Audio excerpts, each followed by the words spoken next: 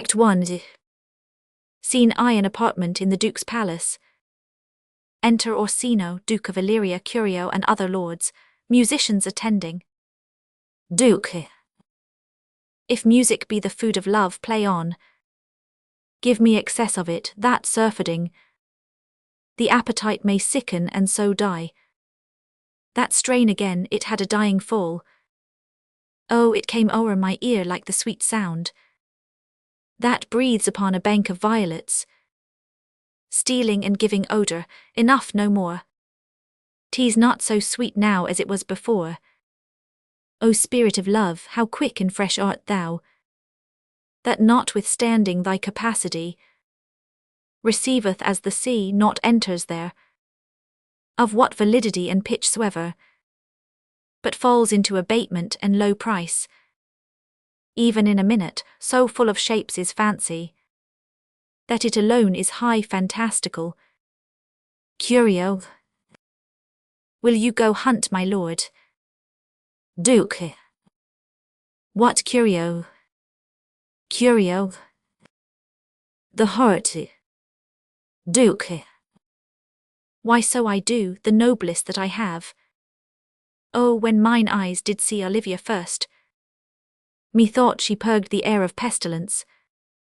That instant was I turned into a hart, and my desires like fell and cruel hounds. Ere since pursue me, how now, what news from her? Enter Valentines. Valentines. So please my lord, I might not be admitted, but from her handmaid do return this answer.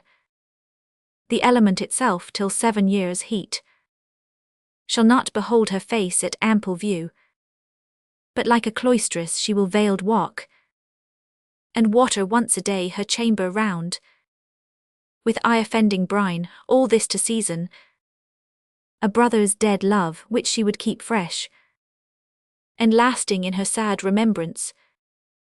Duke.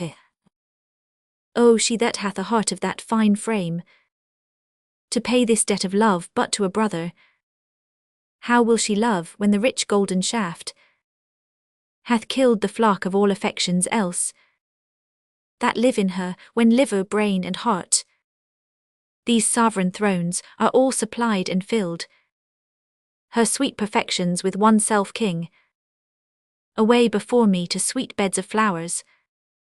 Love thoughts lie rich when canopied with bowers. Scene I. The sea coast. Enter Viola, a captain and sailors. Viola. What country, friends, is this? Captain. This is Illyria, lady. Viola. And what should I do in Illyria? My brother, he is in Elysium. Perchance he is not drowned. What think you, sailors? Captain. It is perchance that you yourself were salved. Viola. Oh, my poor brother, and so perchance may he be. Captain.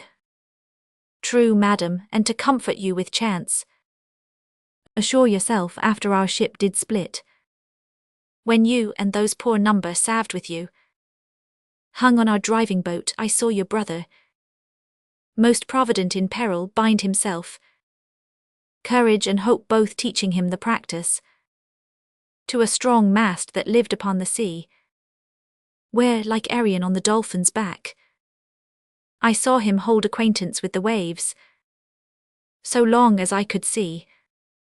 Viola. For saying so there's gold. Mine own escape unfoldeth to my hope, whereto thy speech serves for authority. The like of him, know'st thou this country? Captain. I, madam, well, for I was bred and born not 3 hours' travel from this very place. Viola. Who governs here? Captain. A noble duke in nature as in name. Viola. What is his name? Captain. Orsino. Viola. Orsino, I have heard my father name him. He was a bachelor then. Captain. And so is now, or was so very late. For but a month ago I went from hence. And then 'twas fresh in murmur, as you know. What great ones do, the less will prattle of. That he did seek the love of fair Olivia. Viola. What's she? Captain. A virtuous maid, the daughter of a count. That died some 12 months since, then leaving her in the protection of his son, her brother, who shortly also died, for whose dear love, they say, she hath abjured the company and sight of men. Viola. Oh, that I served that lady, and might not be delivered to the world, till I had made mine own occasion mellow. What my estate is, Captain, that were hard to compass, because she will admit no kind of suit. No, not the Duke S. Viola. There is a fair behaviour in thee, Captain, and though that nature with a beauteous wall doth oft close in pollution, yet of thee I will believe thou hast a mind that suits with this thy fair and outward character. I pray thee, and I'll pay thee bounteously, conceal me what I am, and be my aid, for such disguise as haply shall become the form of my intent. I'll serve this Duke. Thou shalt present me as an eunuch to him. It may be worth thy pains, for I can sing and speak to him in many sorts of music. That will allow me very worth his service. What else may hap to time I will commit. Only shape thou thy silence to my wit. Captain, be you his eunuch, and your mute I'll be. When my tongue blabs, then let mine eyes not see. Viola. I thank thee, lead me on. Scene I, a room in Olivia's house. Enter Sir Toby and Maria. Sirtoby. What a plague means my niece to take the death of her brother thus, I am sure cares an enemy to life. Maria. By my troth, Sir Toby, you must come in earlier o' nights. Your cousin, my lady, takes great exceptions to your ill hours. Sirtoby. Why, let her accept before accepted. Maria. Ay, but you must confine yourself within the modest limits of order. Sirtoby. Confine, I'll confine myself no finer than I am. These clothes are good enough to drink in, and so be these boots too, and they be not, let them hang themselves in their own straps. Maria.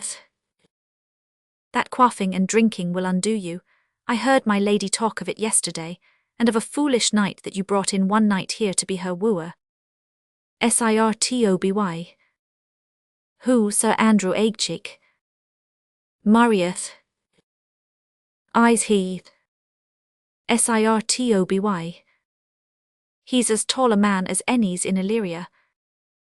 Maria. What's that to th purpose? Sirtoby. Why, he has 3,000 ducats a year. Maria. Ay, but he'll have but a year in all these ducats. He's a very fool and a prodigal. Sirtoby. Fie, that you'll say so. He plays the vile de gambes, and speaks 3 or 4 languages word for word without book, and hath all the good gifts of nature. Maria. He hath indeed, almost natural, for besides that he's a fool, he's a great quarreller, and but that he hath the gift of a coward to allay the gust he hath in quarrelling, 'tis thought among the prudent he would quickly have the gift of a grave. Sirtoby. By this hand they are scoundrels and substractors that say so of him. Who are they? Maria. They that add, moreover, he's drunk nightly in your company. Sirtoby.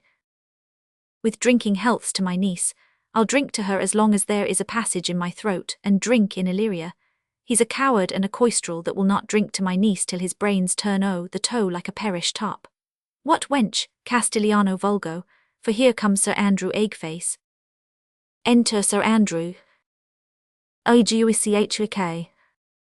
Sir Toby Belch, how now Sir Toby Belch? Sir. Sweet Sir Andrew.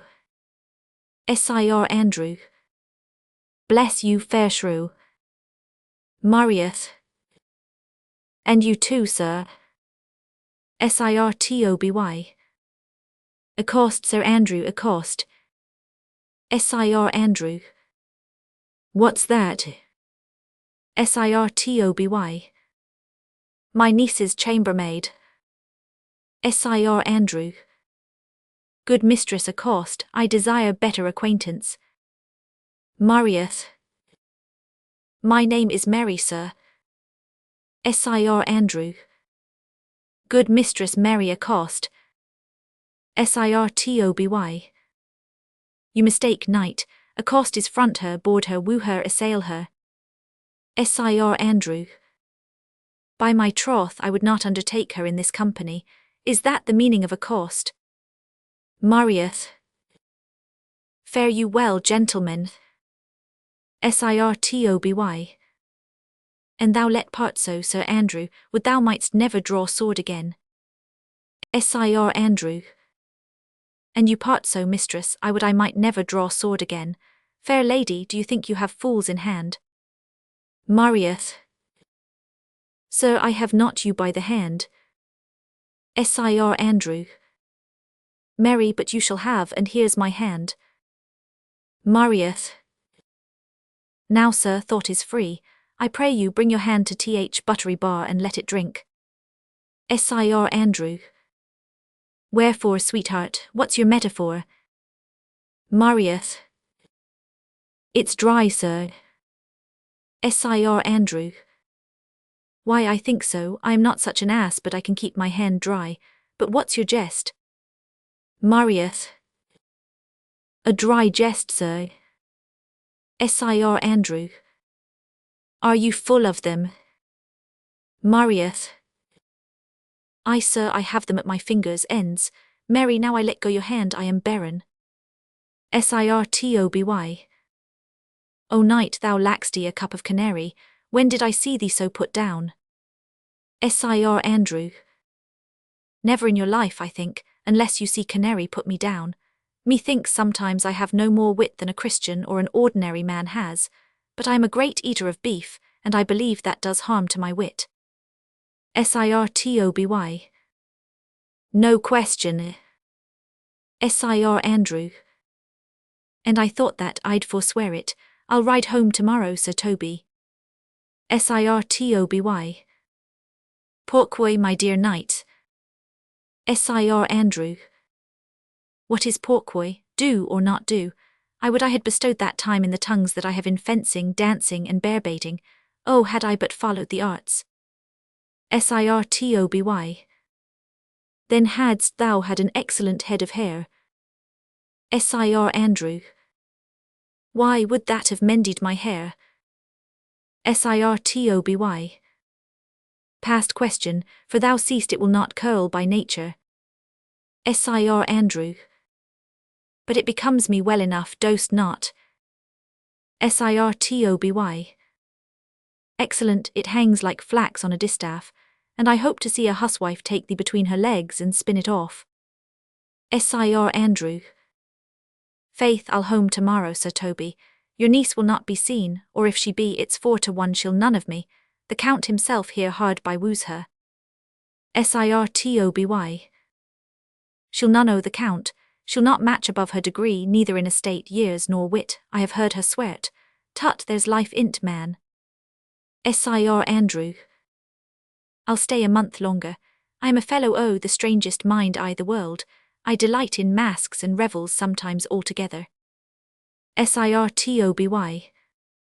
Art thou good at these kickshawses, knight? Sir Andrew. As any man in Illyria, whatsoever he be, under the degree of my betters, and yet I will not compare with an old man. Sir. What is thy excellence in a galliard, knight? Sir Andrew. Faith, I can cut a caper. Sir. And I can cut the mutton tart. Sir Andrew. And I think I have the back trick simply as strong as any man in Illyria. Sir Toby. Wherefore are these things hid? Wherefore have these gifts a curtain before 'em? Are they like to take dust like Mistress Mole's picture? Why dost thou not go to church in a galliard and come home in a coranto? My very walk should be a jig, I would not so much as make water but in a sinker pace. What dost thou mean? Is it a world to hide virtues in? I did think, by the excellent constitution of thy leg, it was formed under the star of a galliard. Sir Andrew. It strong, and it does indifferent well in a damned coloured stark. Shall we set about some revels? Sir Toby. What shall we do else? Were we not born under Taurus? Sir Andrew. Taurus, that's sides and heart. Sir Toby. No, sir, it is legs and thighs. Let me see thee caper. Ha, higher, ha, ha, excellent. Scene IV, a room in the Duke's palace. Enter Valentine and Viola in man's attire. Valentine's. If the Duke continue these favours towards you, Cesario, you are like to be much advanced. He hath known you but 3 days, and already you are no stranger. Viola. You either fear his humour or my negligence, that you call in question the continuance of his love. Is he inconstant, sir, in his favours? Valentine's. No, believe me. Enter Duke, Curio and attendants. Viola. I thank you, here comes the Count. Duke. Who saw Cesario ho? Viola. On your attendance, my lord here. Duke. Stand you a while aloof, Cesario. Thou know'st he no less but all, I have unclasped to thee the book even of my secret soul. Therefore, good youth, address thy gate unto her. Be not denied access, stand at her doors, and tell them there thy fixed foot shall grow, till thou have audience. Viola. Sure, my noble lord, if she be so abandoned to her sorrow, as it is spoke, she never will admit me. Duke. Be clamorous and leap all civil bounds, rather than make unprofited return. Viola. Say I do speak with her, my lord, what then? Duke. Oh, then unfold the passion of my love. Surprise her with discourse of my dear faith. It shall become thee well to act my woes. She will attend it better in thy youth than in a nuncio, of more grave aspect. Viola. I think not so, my lord. Duke. Dear lad, believe it, for they shall yet belie thy happy years. That say thou art a man, Diana's lip is not more smooth and rubious, thy small pipe is as the maiden's organ, shrill and sound, and all is semblative a woman's part. I know thy constellation is right apt. For this affair, some 4 or 5 attend him. All if you will, for I myself am best. When least in company, prosper well in this, and thou shalt live as freely as thy lord, to call his fortunes thine. Viola. I'll do my best to woo your lady, yet a barful strife. Whoe'er I woo myself would be his wife. Scene VA, room in Olivia's house. Enter Maria and Clown. Maria. Nay, either tell me where thou hast been, or I will not open my lips so wide as a bristle may enter, in way of thy excuse. My lady will hang thee for thy absence. Clown. Let her hang me, he that is well hanged in this world needs to fear no colours. Maria. Make that good. Clown. He shall see none to fear. Maria. A good Lenten answer, I can tell thee where that saying was born of I fear no colours. Clown. Where good Mistress Mary. Maria. In the wars, and that may you be bold to say in your foolery. Clowns. Well, God give them wisdom that have it, and those that are fools let them use their talents. Marius. Yet you will be hanged for being so long absent, or to be turned away, is not that as good as a hanging to you? Clowns. Many a good hanging prevents a bad marriage, and for turning away let summer bear it out. Marius. You are resolute then. Clowns. Not so neither, but I am resolved on 2 points. Marius. That if one break the other will hold, or if both break your Gascons fall. Clowns. Apt in good faith, very apt. Well, go thy way. If Sir Toby would leave drinking, thou wert as witty a piece of Eve's flesh as any in Illyria. Marius. Peace, you rogue, no more o' that.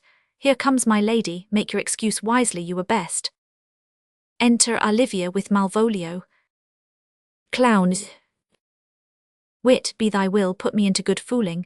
Those wits that think they have thee do very oft prove fools, and I that am sure I lack thee may pass for a wise man. For what says Quinepalus, better a witty fool than a foolish wit. God bless thee, lady. O Olivia. Take the fool away. Clowns. Do you not hear, fellows? Take away the lady. O Olivia. Go to, ye a dry fool, I'll no more of you, besides you grow dishonest. Clowns. 2 faults, Madonna, that drink and good counsel will amend. Forgive the dry fool drink, then is the fool not dry. Bid the dishonest man mend himself, if he mend, he is no longer dishonest. If he cannot, let the botcher mend him. Anything that's mended is but patched. Virtue that transgresses is but patched with sin, and sin that amends is but patched with virtue. If that this simple syllogism will serve so, if it will not, what remedy? As there is no true cuckold but calamity, so beauty's a flower. The lady bade take away the fool, therefore I say again, take her away. O Olivia. Sir, I bade them take away you. Clowns. Misprision in the highest degree. Lady, cuculus non facit monachum, that's as much to say I wear not motley in my brain. Good Madonna, give me leave to prove you a fool. O Olivia. Can you do it? Clowns. Dexterously, good Madonna. O Olivia. Make your proof. Clowns. I must catechize you for it, Madonna. Good my mouse of virtue, answer me. O Olivia. Well, sir, for want of other idleness, I'll bide your proof. Clowns. Good Madonna, why mourn'st thou? O Olivia. Good fool, for my brother's death. Clowns. I think his soul is in hell, Madonna. O Olivia. I know his soul is in heaven, fool. Clowns. The more fool you, Madonna, to mourn for your brother's soul being in heaven. Take away the fool, gentlemen. O Olivia. What think you of this fool Malvolio? Doth he not mend? Malvolio. Yes, and shall do, till the pangs of death shake him. Infirmity that decays the wise doth ever make the better fool. Clowns. God send you, sir, a speedy infirmity for the better increasing your folly. Sir Toby will be sworn that I am no fox, but he will not pass his word for 2pence that you are no fool. O Olivia. How say you to that, Malvolio? Malvolio. I marvel your ladyship takes delight in such a barren rascal. I saw him put down the other day with an ordinary fool, that has no more brain than a stone. Look you now, he's out of his guard already.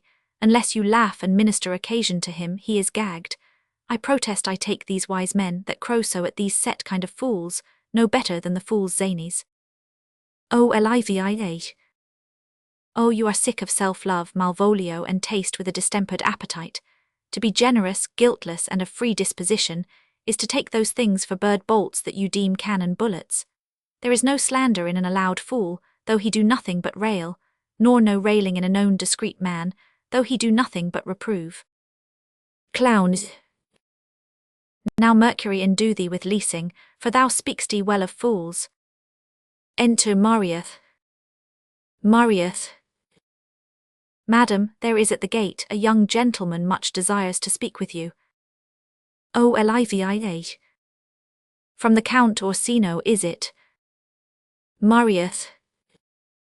I know not, madam, 'tis a fair young man and well attended. O Olivia.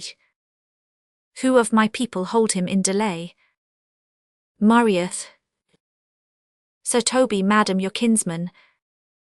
O Olivia. Fetch him off, I pray you, he speaks nothing but madman, fie on him.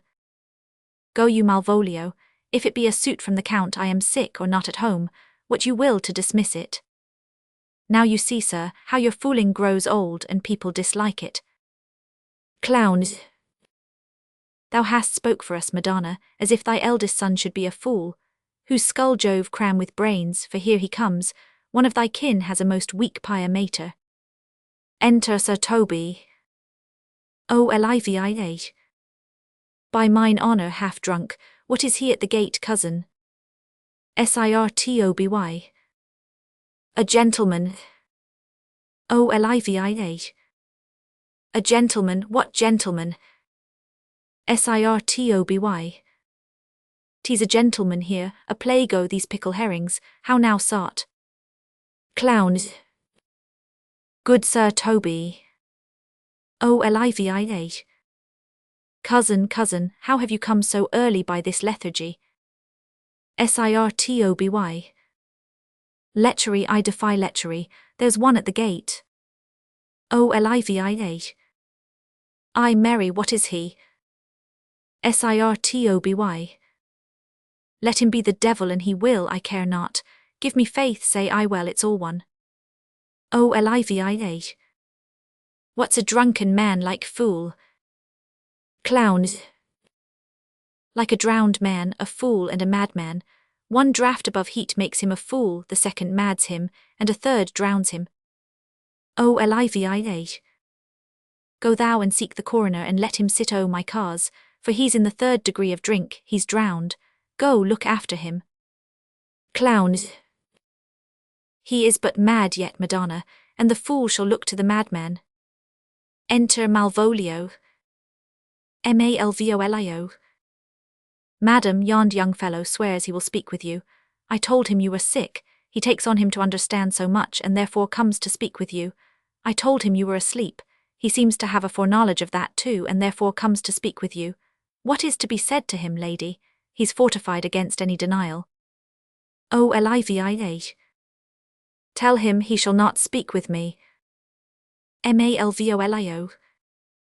Has been told so, and he says he'll stand at your door like a sheriff's post and be the supporter of a bench, but he'll speak with you. O Olivia. What kind man is he? Malvolio. Why of mankind?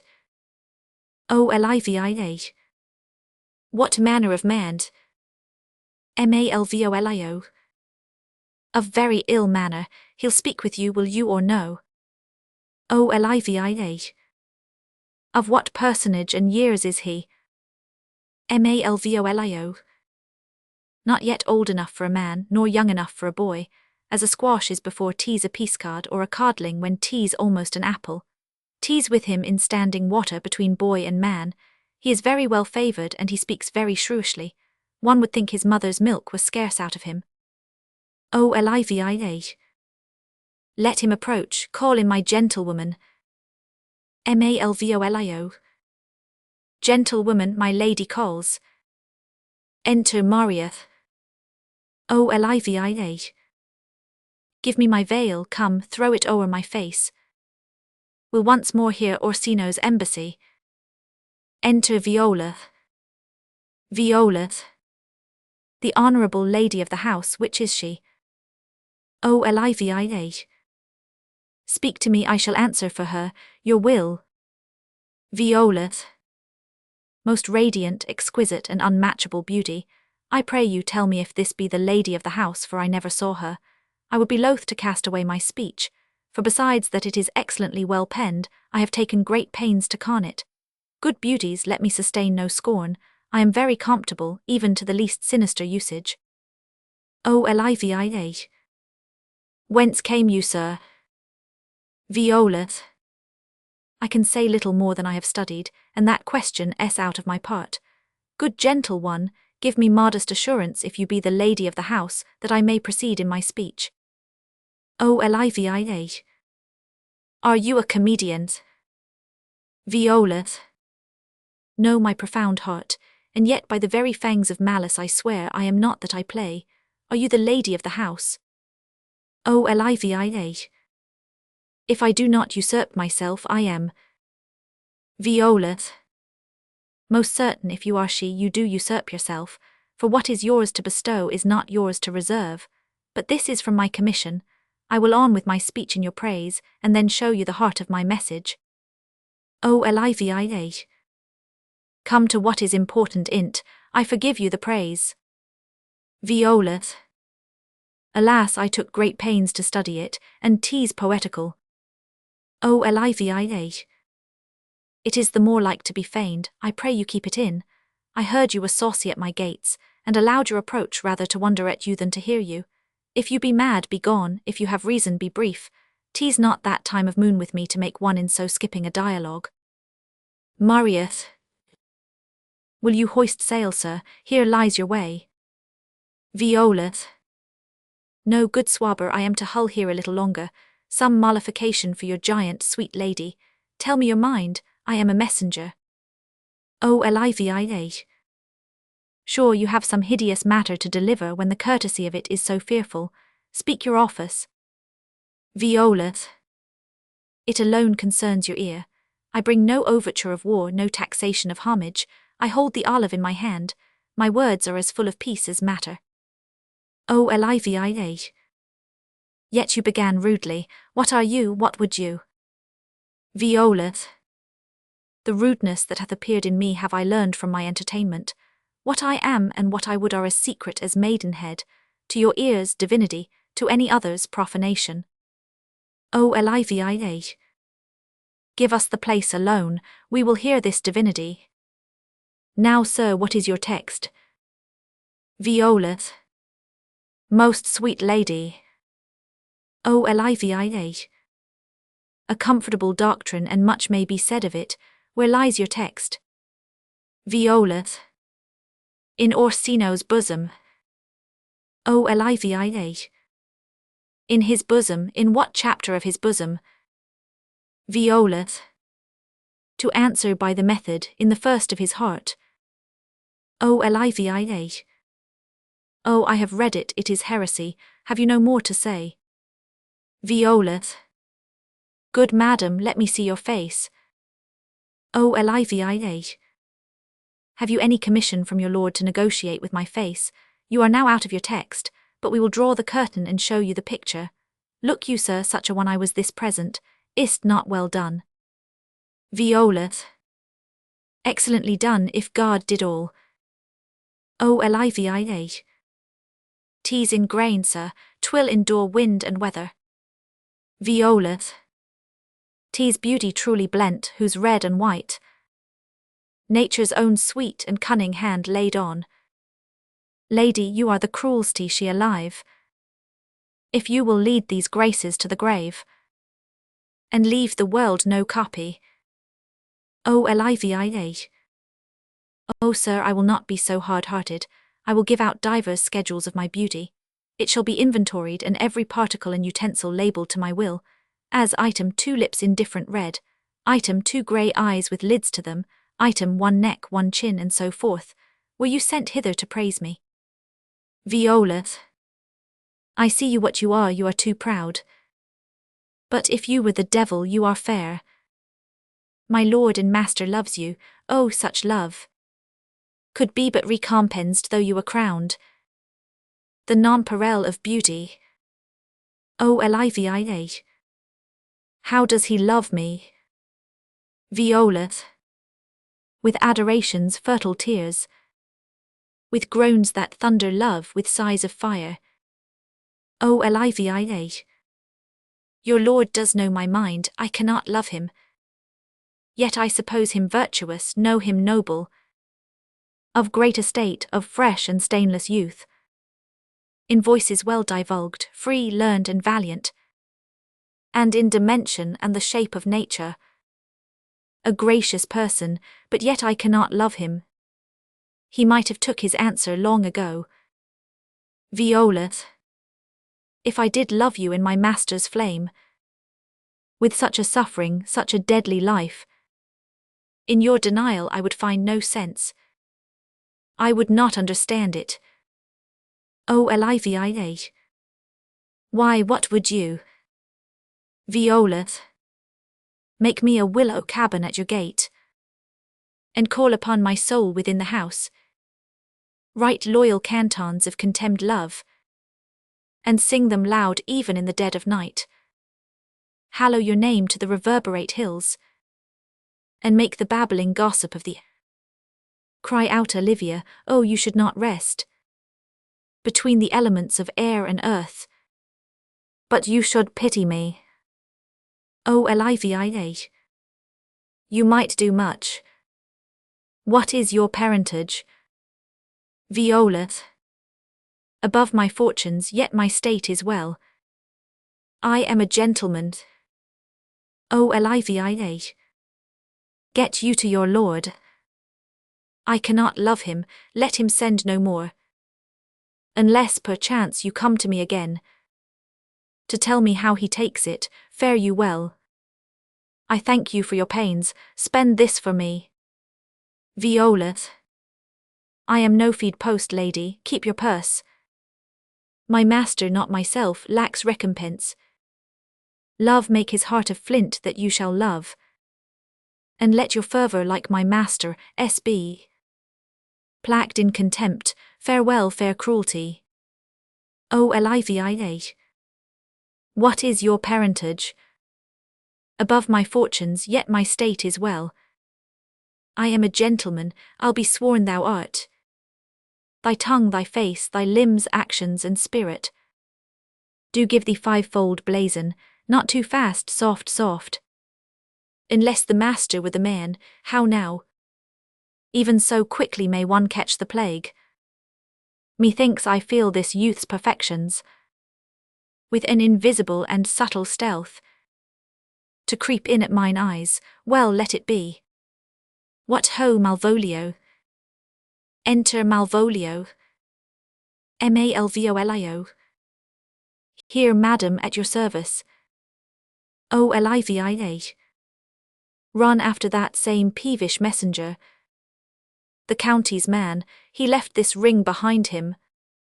Would I or not, tell him I'll none of it. Desire him not to flatter with his lord, nor hold him up with hopes. I am not for him.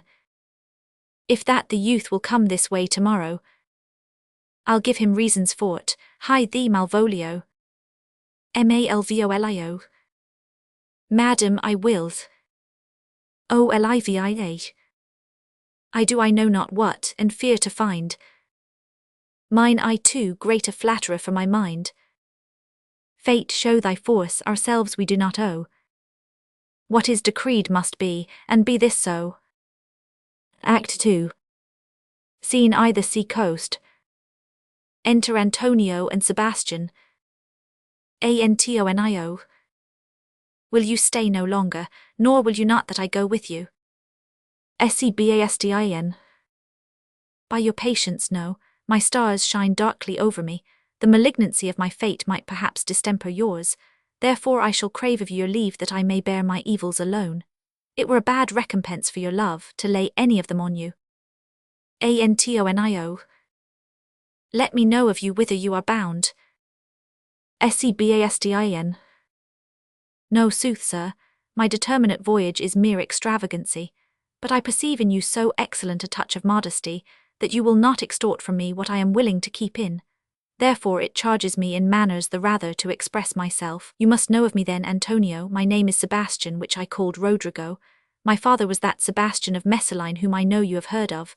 He left behind him myself and a sister, both born in an hour. If the heavens had been pleased, would we had so ended. But you, sir, altered that, for some hour before you took me from the breach of the sea was my sister drowned. Antonio. Alas the day. Sebastin. A lady, sir, though it was said she much resembled me, was yet of many accounted beautiful. But though I could not with such estimable wonder over far believe that, yet thus far I will boldly publish her, she bore a mind that envy could not but call fair. She is drowned already, sir, with salt water, though I seem to drown her remembrance again with more. Antonio. Pardon me, sir, your bad entertainment. Sebastin. O good Antonio, forgive me your trouble. Antonio. If you will not murder me for my love, let me be your servant. Sebastin. If you will not undo what you have done, that is, kill him whom you have recovered, desire it not. Fare ye well at once. My bosom is full of kindness, and I am yet so near the manners of my mother, that upon the least occasion more mine eyes will tell tales of me. I am bound to the Count Orsino's court. Farewell. Antonio.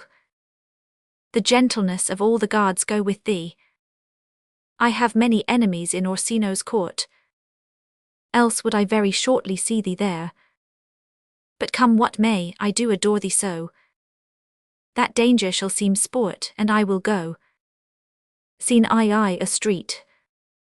Enter Viola, Malvolio at several doors. Malvolio. Were you not even now with the Countess Olivia? Viola. Even now, sir, on a moderate pace I have since arrived but hither. Malvolio. She returns this ring to you, sir. You might have saved me my pains to have taken it away yourself.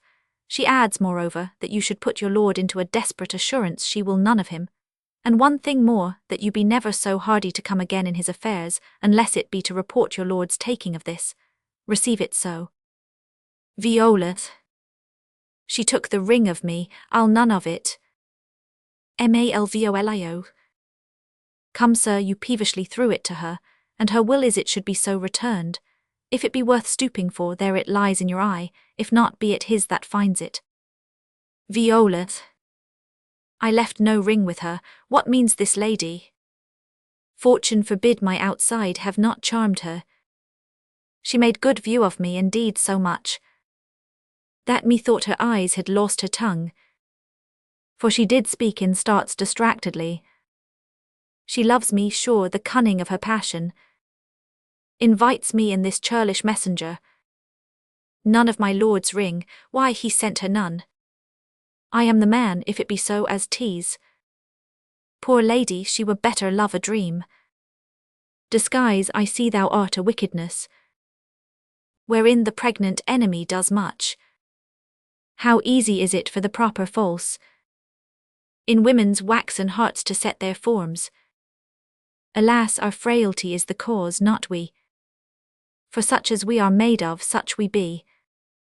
How will this fadge? My master loves her dearly, and I, poor monster, fond as much on him. And she, mistaken, seems to dote on me. What will become of this, as I am man? My state is desperate for my master's love. As I am woman, now alas the day. What thriftless sighs shall poor Olivia breathe? O time, thou must untangle this, not I. It is too hard a knot for me to untie.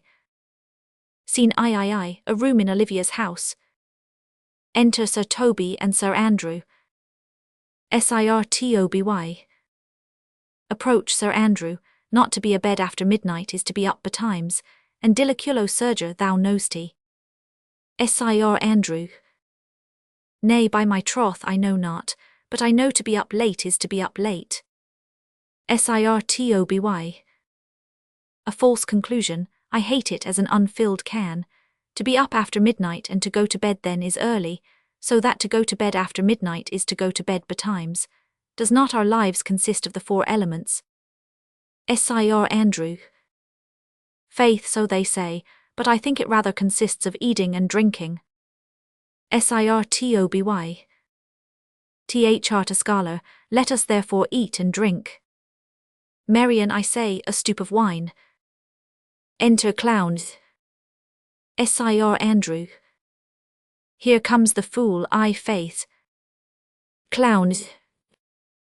How now, my hearts, did you never see the picture of we three? Sir Toby. Welcome ass, now let's have a catch. Sir Andrew. By my troth, the fool has an excellent breast. I had rather than 40 shillings I had such a leg, and so sweet a breath to sing as the fool has. In sooth, thou wast in very gracious fooling last night when thou sparkst of Pigragrammatus, of the Vapians passing the equinoctial of Cubus. 'Twas very good, faith. I sent thee 6pence for thy lemon, hadst it. Clowns. I did in petticoes thy gratility, for Malvolio's nose is no whipstock. My lady has a white hand, and the myrmidons are no bartolale houses. Sir Andrew. Excellent, why this is the best fooling when all is done. Now a song. Sir Toby. Come on, there is 6pence for you, let's have a song. Sir Andrew. There's a testrel of me too, if one night give a. Clowns. Would you have a love song or a song of good life? Sir Toby.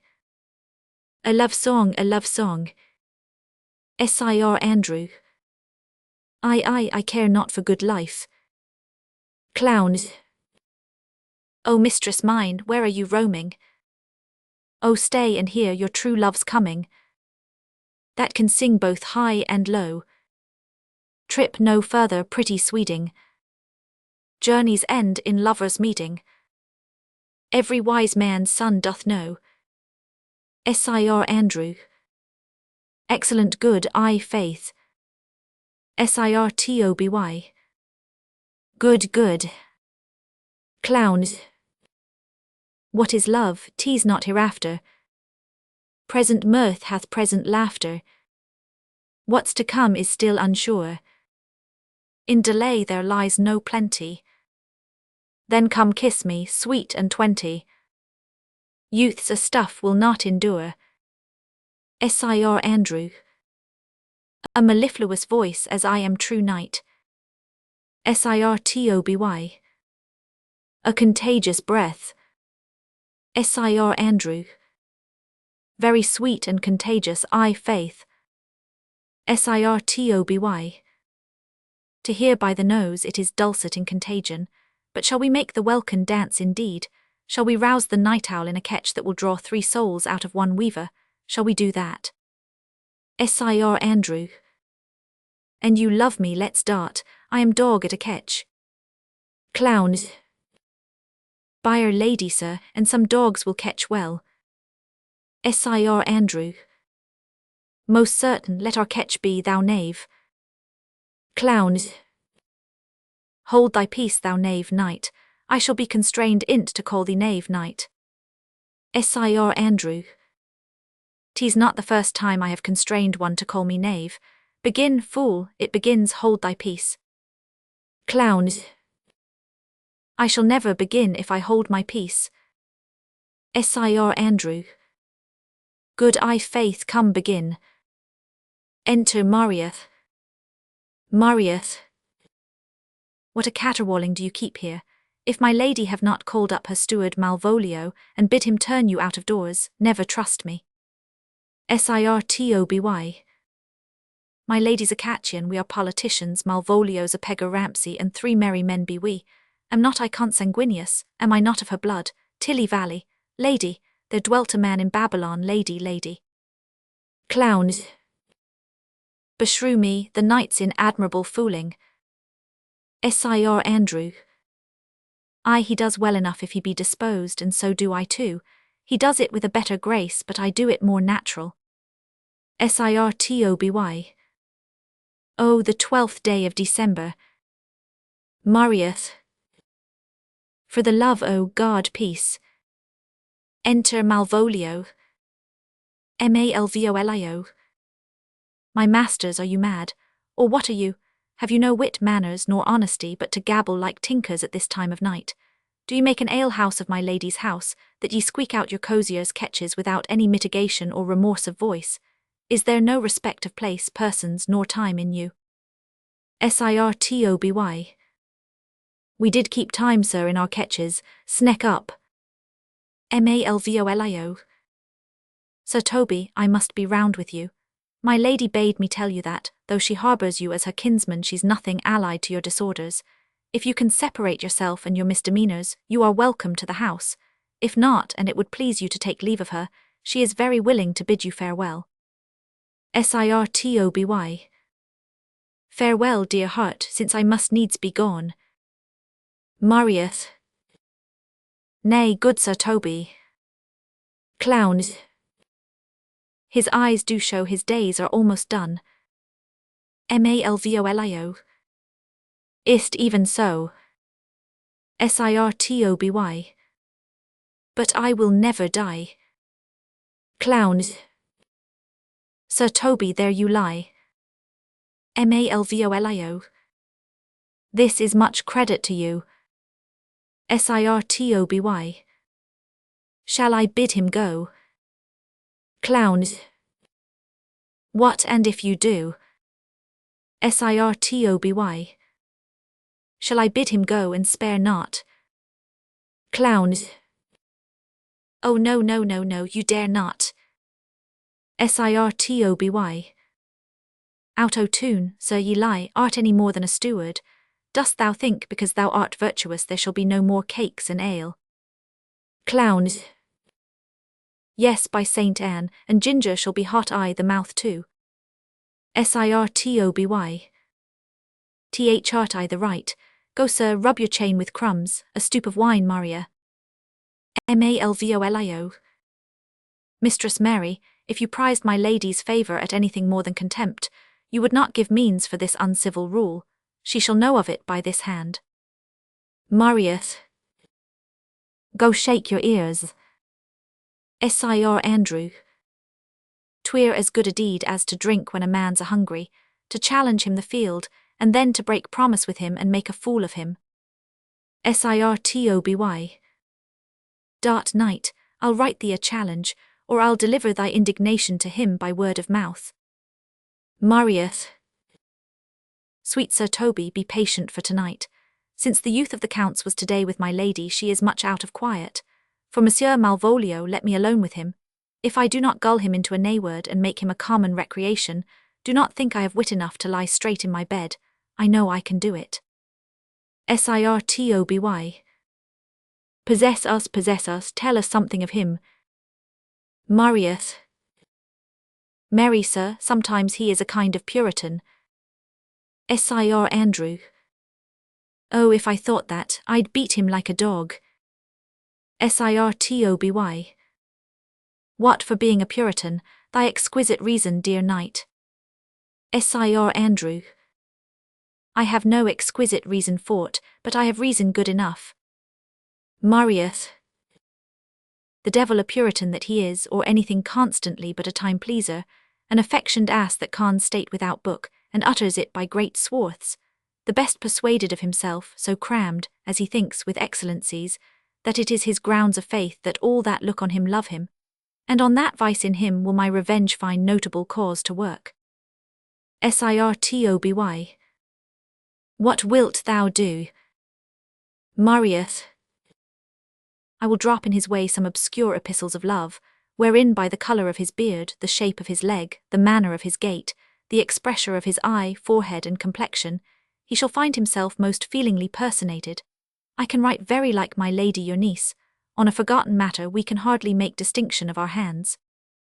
Sir Toby. Excellent, I smell a device. Sir Andrew. I haved in my nose too. Sir Toby.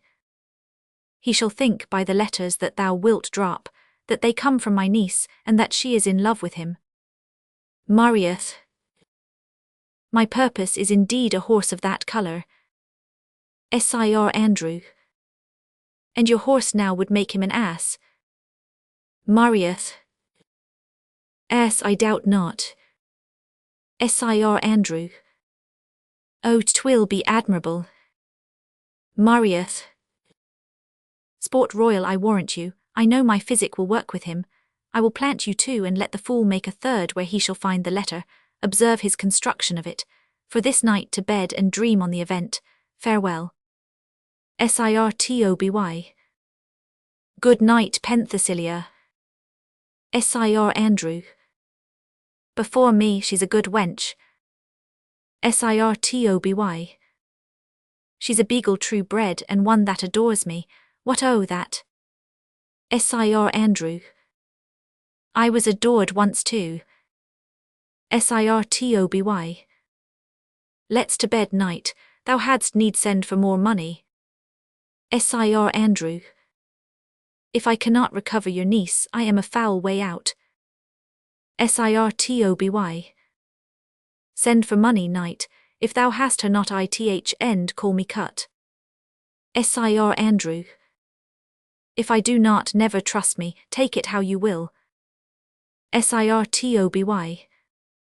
Come come I'll go burn some sack, 'tis too late to go to bed now, come night come night. Scene IV, a room in the Duke's palace. Enter Duke, Viola, Curio and others. Duke. Give me some music, now good morrow friends. Now good Cesario, but that piece of song. That old and antique song we heard last night. Methought it did relieve my passion much. More than light airs and recollected terms. Of these most brisk and giddy-paced times. Come but one verse. Curio. He is not here, so please your lordship that should sing it. Duke. Who was it? Curio.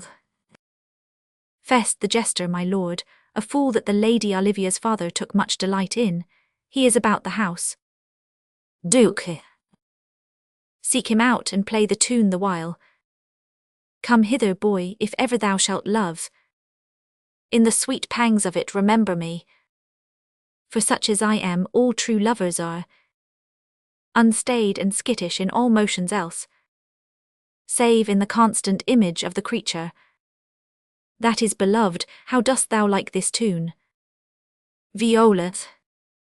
It gives a very echo to the seat. Where love is throned. Duke. Thou dost speak masterly.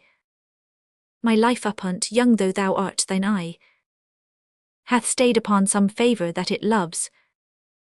Hath it not, boy? Viola. A little by your favour. Duke. What kind of woman is't? Viola. Of your complexion. Duke. She is not worth thee then, what years I faith? Viola. About your years, my lord. Duke. Too old by heaven, let still the woman take. An elder than herself, so wears she to him. So sways she level in her husband's heart. For boy, however we do praise ourselves, our fancies are more giddy and unfirm, more longing, wavering, sooner lost and worn, than women's are. Viola. I think it well, my lord. Duke. Then let thy love be younger than thyself, or thy affection cannot hold the bent. For women are as roses whose fair flower, being once displayed, doth fall that very hour. Viola. And so they are, alas that they are so. To die even when they to perfection grow. Enter Curio and clown. Duke. O fellow, come, the song we had last night. Mark it, Cesario, it is old and plain. The spinsters and the knitters in the sun, and the free maids that weave their thread with bones, do use to chant it, it is silly sooth, and dallies with the innocence of love, like the old age. Clowns. Are you ready, sir? Duke. I prithee sing the clown's song. Come away, deaths, and in sad Cyprus let me be laid. Fly away, breaths. I am slain by a fair cruel maid. My shroud of white stuck all with you. Oh, prepare it. My part of death no one so true did share it. Not a flower sweet. On my black coffin let there be strown Not a friend, not a friend greet. My poor corpse where my bones shall be thrown. 1,000 sighs to save. Lay me, oh, where't? Sad true lover, never find my grave. To weep there. Duke.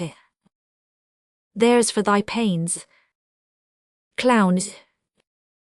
No pains, sir, I take pleasure in singing, sir. Duke.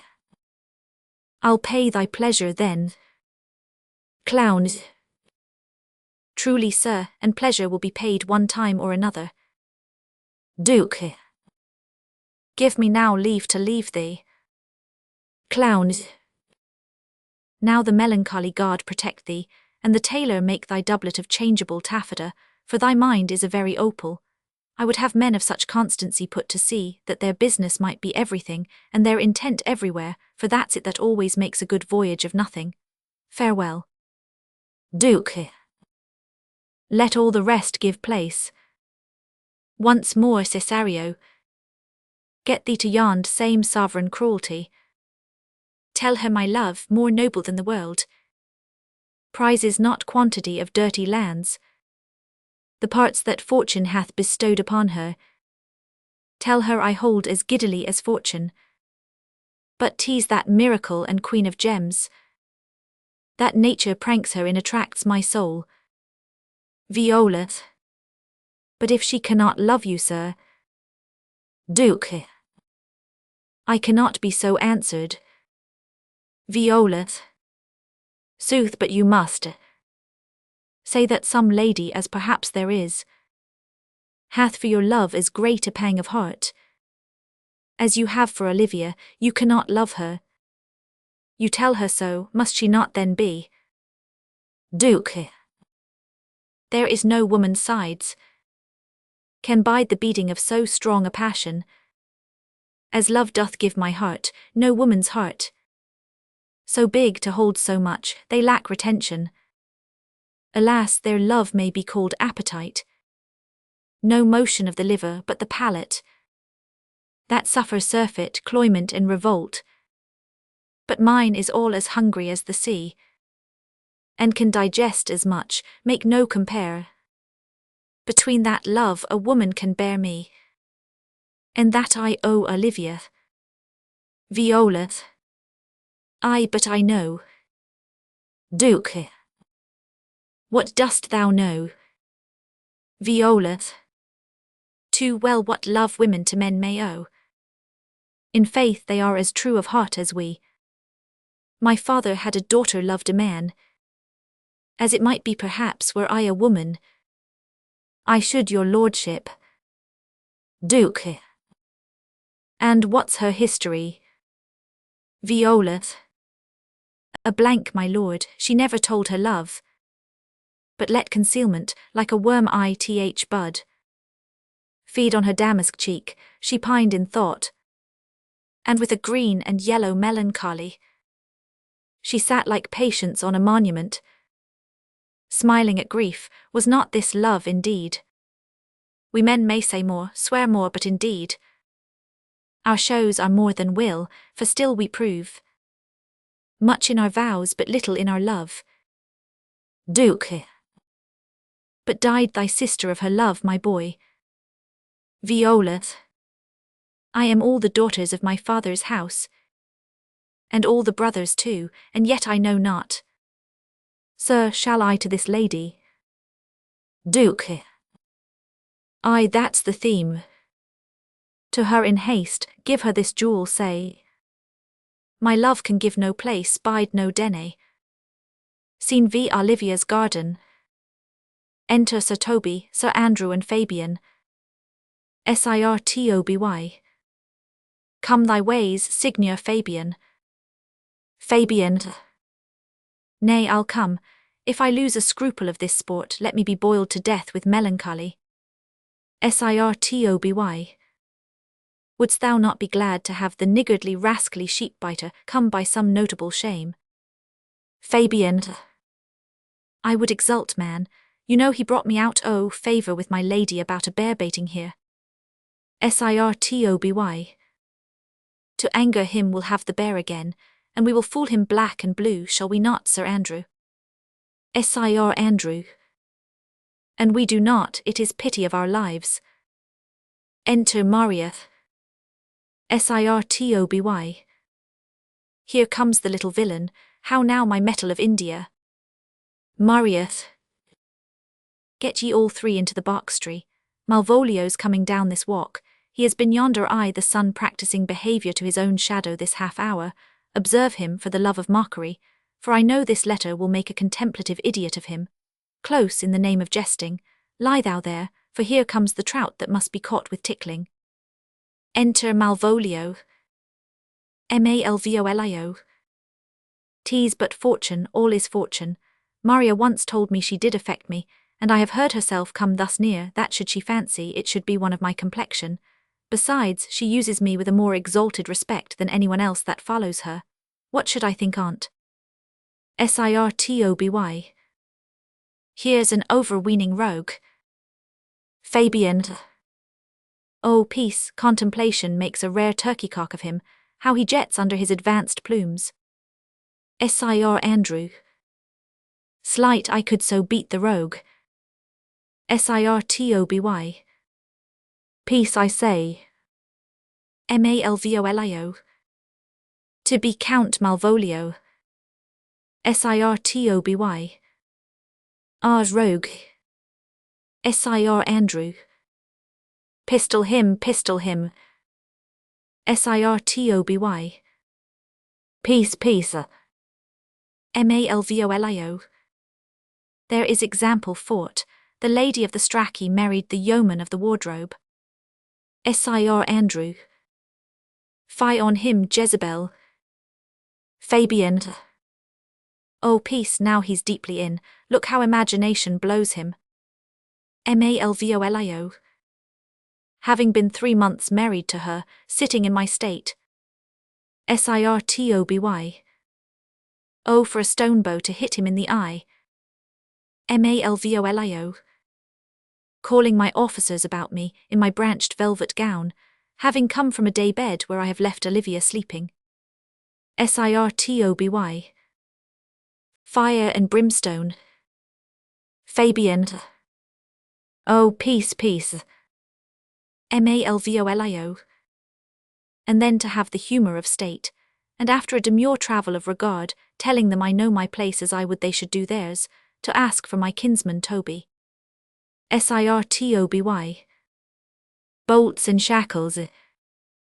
Fabian. Oh, peace, peace, peace, now. Malvolio. 7 of my people with an obedient start make out for him. I frown the while and perchance wind up my watch or play with some rich jewel. Toby approaches, curtsies there to me. Sir Toby. Shall this fellow live? Fabian. Though our silence be drawn from us with cars, yet peace. Malvolio. I extend my hand to him thus, quenching my familiar smile with an austere regard of control. Sir Toby. And does not Toby take you a blow the lips then? Malvolio. Saying, cousin Toby, my fortunes having cast me on your niece, give me this prerogative of speech. Sir Toby. What? Malvolio. You must amend your drunkenness. Sir Toby. Outscab. Fabian. Nay, patience, or we break the sinews of our plot. Malvolio. Besides, you waste the treasure of your time with a foolish knight. Sir Andrew. That's me, I warrant you. Malvolio. One Sir Andrew. Sir Andrew. I knew 'twas I, for many do call me fool. Malvolio. What employment have we here? Fabian. Now is the woodcock near the gin. Sir Toby. Oh, peace, and the spirit of humour's intimate reading aloud to him. Malvolio. By my life, this is my lady's hand. These be her very C's, her U's, and her T's, and thus makes she her great P's. It is in contempt of question her hand. Sir Andrew. Her C's, her U's, and her T's, why that? Malvolio. To the unknown beloved this and my good wishes. Her very phrases, by your leave, wax soft, and the impressure her lucrece with which she uses to seal. Tease my lady, to whom should this be? Fabian. This wins him, liver and all. Malvolio. Jove knows I love. But whose lips do not move. No man must know. No man must know. What follows, the numbers altered, no man must know, if this should be thee, Malvolio. Sirtoby. Merry hang thee, Brock. Malvolio. I may command where I adore. But silence like a lucrece knife. With bloodless stroke my heart doth gore. Moi doth sway my life. Fabian. A fustian riddle. Sirtoby. Excellent wench, say I. Malvolio. Moi doth sway my life. Nay, but first let me see. Fabian. What dish poison has she dressed him? Sirtoby. And with what wing the staniel checks at it? Malvolio. I may command where I adore. Why, she may command me, I serve her, she is my lady. Why, this is evident to any formal capacity, there is no obstruction in this. And the end, what should that alphabetical position portend, if I could make that resemble something in me, softly, moi. Sirtoby. Oh, I make up that, he is now at a cold scent. Fabian. Soda will cry upunt for all this, though it be as rank as a fox. Malvolio. Malvolio, why that begins my name. Fabian. Did not I say he would work it out? The cur is excellent at faults. Malvolio. But then there is no consonancy in the sequel, that suffers under probation. A should follow, but O does. Fabian. And O shall end, I hope. Sirtoby. Or I'll cudgel him and make him cry, oh. Malvolio. And then I comes behind. Fabian. And you had any eye behind you, you might see more detraction at your heels than fortunes before you. Malvolio. Moi, this simulation is not as the former, and yet to crush this a little it would bow to me, for every one of these letters are in my name. Soft, here follows prose. If this fall into thy hand, revolve. In my stars I am above thee, but be not afraid of greatness. Some are born great, some achieve greatness, and some have greatness thrust upon 'em. Thy fates open their hands, let thy blood and spirit embrace them. And to inure thyself to what thou art like to be, cast thy humble slough and appear fresh. Be opposite with a kinsman, surly with servants, let thy tongue tang arguments of state, put thyself into the trick of singularity. She thus advises thee that sighs for thee. Remember who commended thy yellow stockings and wished to see thee ever cross-gartered. I say, remember. Go to, thou art made if thou desirest to be so. If not, let me see thee a steward still, the fellow of servants, and not worthy to touch fortune's fingers. Farewell, she that would alter services with thee. The fortunate unhappy. Daylight and champion discovers not more. This is open.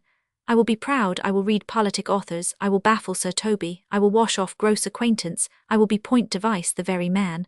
I do not now fool myself to let imagination jade me, for every reason excites to this that my lady loves me. She did commend my yellow stockings of late, she did praise my leg being cross-gartered, and in this she manifests herself to my love, and with a kind of injunction drives me to these habits of her liking. I thank my stars I am happy. I will be strange, stout in yellow stockings and cross-gartered, even with the swiftness of putting on. Jove and my stars be praised. Here is yet a postscript. Thou canst not choose but know who I am. If thou entertain'st my love, let it appear in thy smiling, thy smiles become thee well. Therefore in my presence still smile, dear my sweet, I prithee. Jove, I thank thee, I will smile, I will do everything that thou wilt have me. Fabian. I will not give my part of this sport for a pension of thousands to be paid from the Sophie. Sir Toby. I could marry this wench for this device. Sir Andrew. So could I too.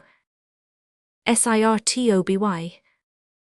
And ask no other dowry with her but such another jest. Enter Mariath. Sir Andrew. Nor I neither. Fabian.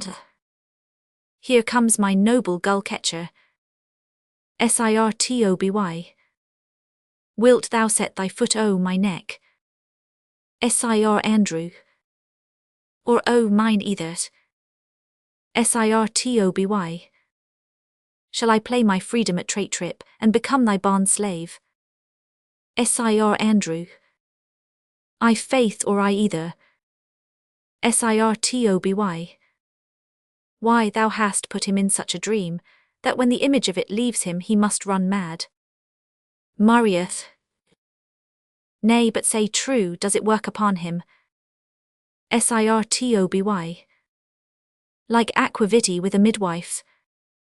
Mariath.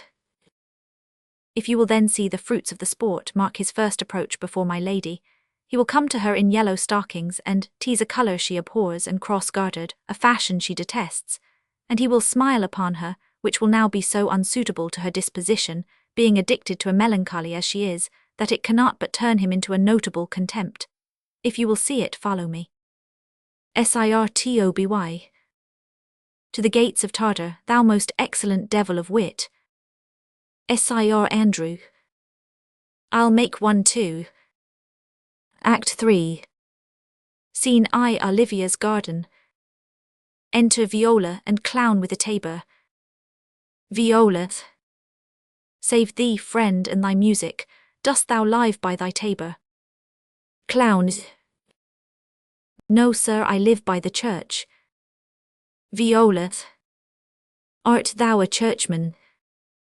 Clown. No such matter, sir. I do live by the church, for I do live at my house, and my house doth stand by the church. Viola. So thou mayst say the king lies by a beggar, if a beggar dwell near him, or the church stands by thy tabor, if thy tabor stand by the church. Clown. You have said, sir, to see this age, a sentence is but a cheverel glove to a good wit, how quickly the wrong side may be turned outward. Viola. Nay, that's certain, they that dally nicely with words may quickly make them wanton. Clown. I would, therefore, my sister had had no name, sir. Viola. Why, man? Clown. Why, sir, her name's a word, and to dally with that word might make my sister wanton, but indeed words are very rascals, since bonds disgrace them. Viola. Thy reason, man. Clown. Troth, sir, I can yield you none without words, and words are grown so false, I am loath to prove reason with them. Viola. I warrant thou art a merry fellow, and caused for nothing. Clown. Not so, sir, I do care for something, but in my conscience, sir, I do not care for you. If that be to care for nothing, sir, I would it would make you invisible. Viola. Art not thou the Lady Olivia's fool? Clown. No, indeed, sir, the Lady Olivia has no folly. She will keep no fool, sir, till she be married, and fools are as like husbands as pilchards are to herrings, the husband's the bigger. I am indeed not her fool, but her corrupter of words. Viola. I saw thee late at the Count Orsino's. Clown. Foolery, sir, does walk about the orb like the sun, it shines everywhere.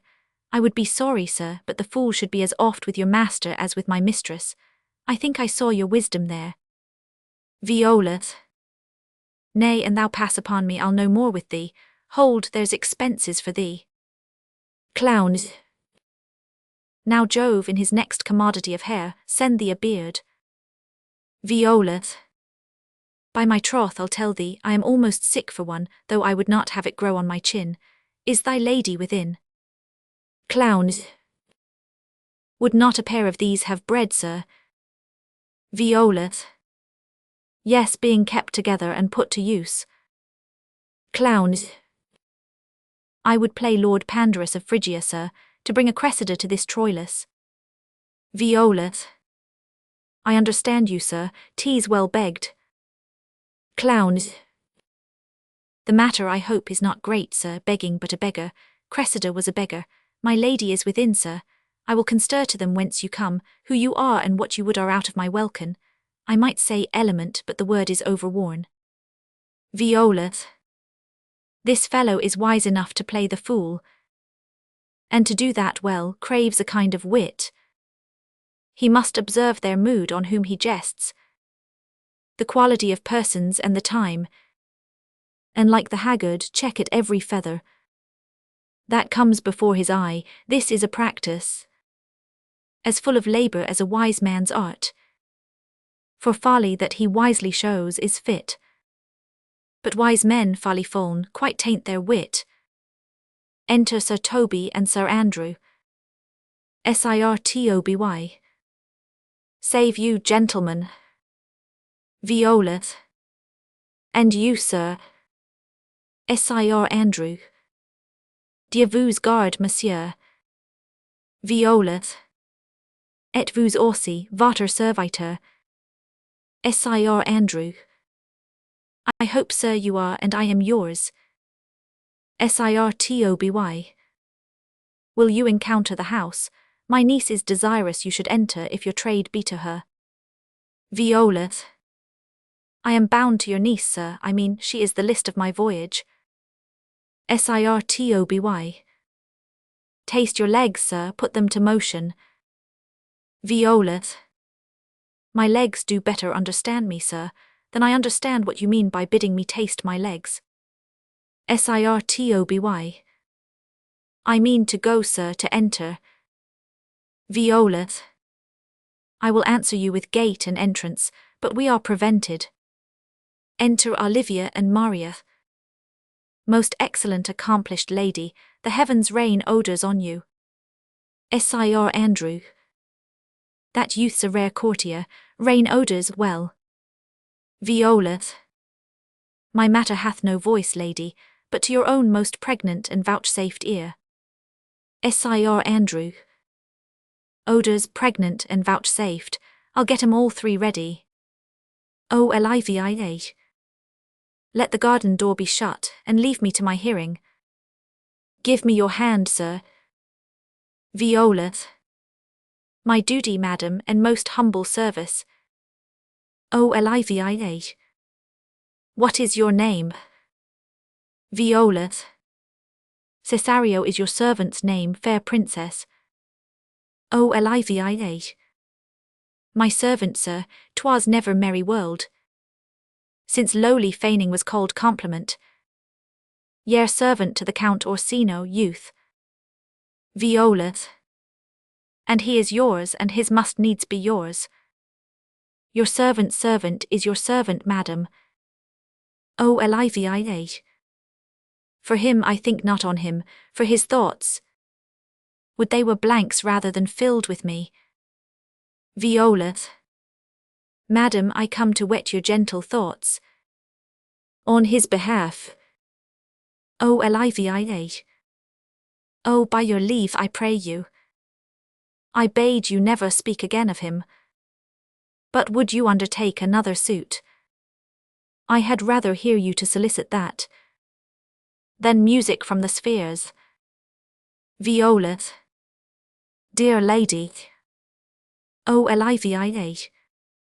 Give me leave, beseech you, I did send, after the last enchantment you did hear, a ring in chase of you, so did I abuse myself, my servant, and I fear me you.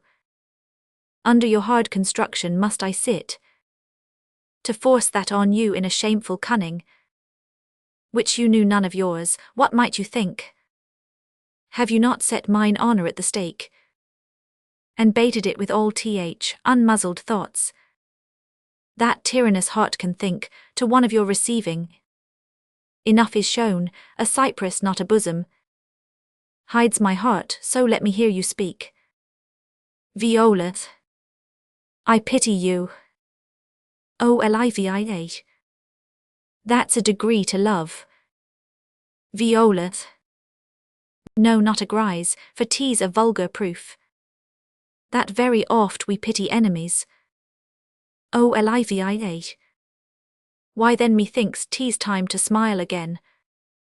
O world, how apt the poor are to be proud.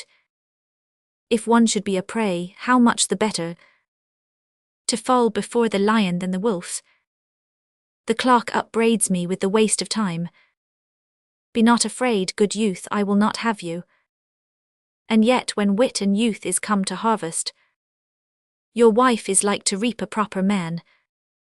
There lies your way due west. Viola. Then westward ho. Grace and good disposition attend your ladyship. You'll nothing, madam, to my lord by me. O Olivia. Stay. I prithee tell me what thou think'st of me. Viola. That you do think you are not what you are. O Olivia. If I think so, I think the same of you. Viola. Then think you right, I am not what I am. O Olivia. I would you were as I would have you be. Viola. Would it be better, madam, than I am? I wish it might, for now I am your fool. O Olivia. Oh, what a deal of scorn looks beautiful in the contempt and anger of his lip. A murderous guilt shows not itself more soon than love that would seem hid. Love's night is noon. Cesario, by the roses of the spring, by maidhood, honour, truth, and everything, I love thee so that maugre all thy pride. Nor wit nor reason can my passion hide. Do not extort thy reasons from this clause. For that I woo, thou therefore hast no cause. But rather reason thus with reason fetter. Love sought is good, but given unsought is better. Viola. By innocence I swear, and by my youth, I have one heart, one bosom, and one truth. And that no woman has, nor never none shall mistress be of it, save I alone. And so adieu, good madam, nevermore will I my master's tears to you deplore. O Olivia. Yet come again, for thou perhaps mayst move that heart which now abhors to like his love. Seen I a room in Olivia's house. Enter Sir Toby, Sir Andrew, and Fabian. Sir Andrew. No, faith, I'll not stay a jot longer. Sir Toby. Thy reason, dear Venom, give thy reason. Fabian. You must needs yield your reason, Sir Andrew. Sir Andrew. Mary, I saw your niece do more favours to the Count's servingman than ever she bestowed upon me. I sought orchard. Sir Toby. Did she see thee the while, old boy? Tell me that. Sir Andrew. As plain as I see you now. Fabian. This was a great argument of love in her toward you. Sir Andrew. Slight will you make an ass o' me. Fabian. I will prove it legitimate, sir, upon the oaths of judgment and reason. Sir Toby. And they have been grand jurymen since before Noah was a sailor. Fabian. She did show favour to the youth in your sight only to exasperate you, to awake your dormouse valour, to put fire in your heart and brimstone in your liver.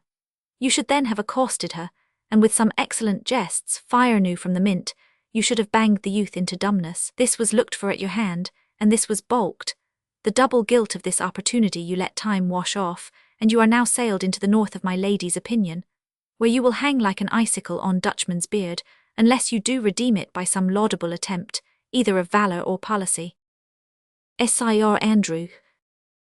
An't be any way, it must be with valour, for policy I hate. I had as lief be a brownist as a politician. Sir Toby. Why then, build me thy fortunes upon the basis of valour. Challenge me the Count's youth to fight with him.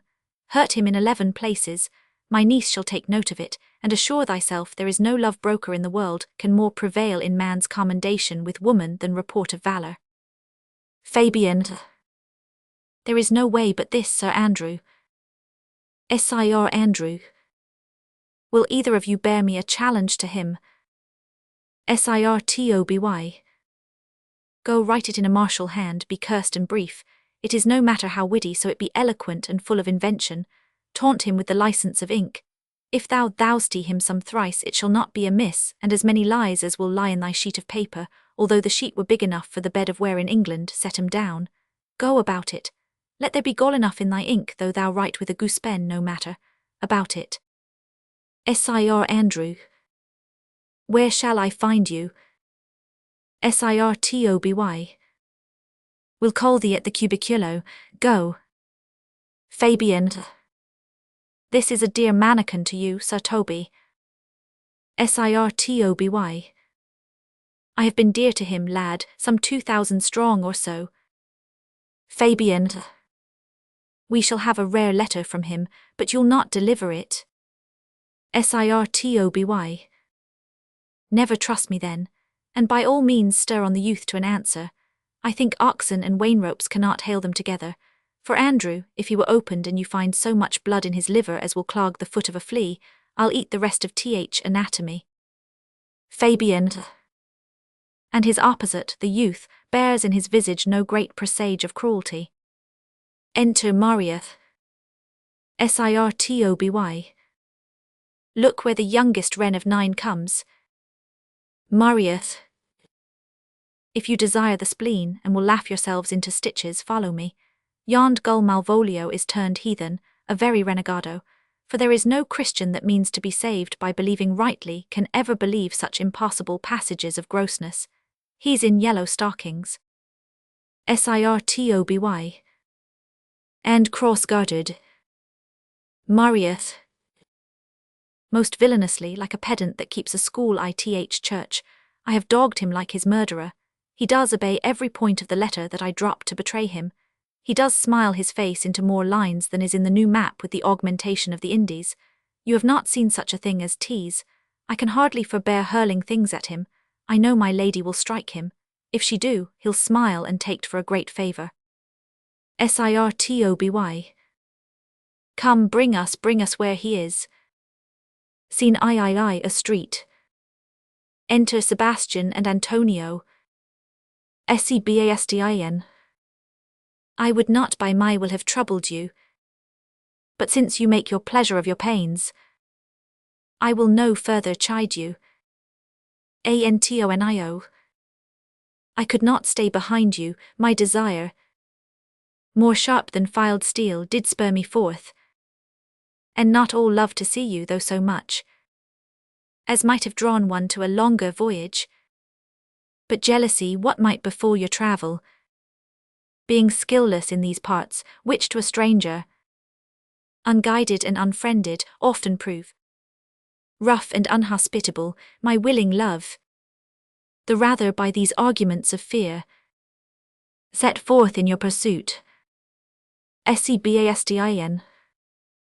My kind Antonio, I can no other answer make but thanks, and ever thanks, and oft good turns, are shuffled off with such uncurrent pay. But were my worth, as is my conscience, firm, you should find better dealing. What's to do? Shall we go see the relics of this town? Antonio. Tomorrow, sir, best first go see your lodging. Sebastian. I am not weary, and 'tis long tonight. I pray you, let us satisfy our eyes with the memorials and the things of fame that do renown this city. Antonio. Would you'd pardon me? I do not without danger walk these streets.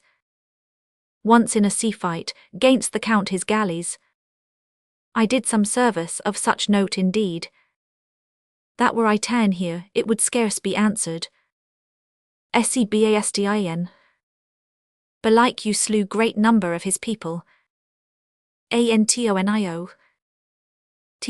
Offence is not of such a bloody nature, albeit the quality of the time and quarrel might well have given us bloody argument.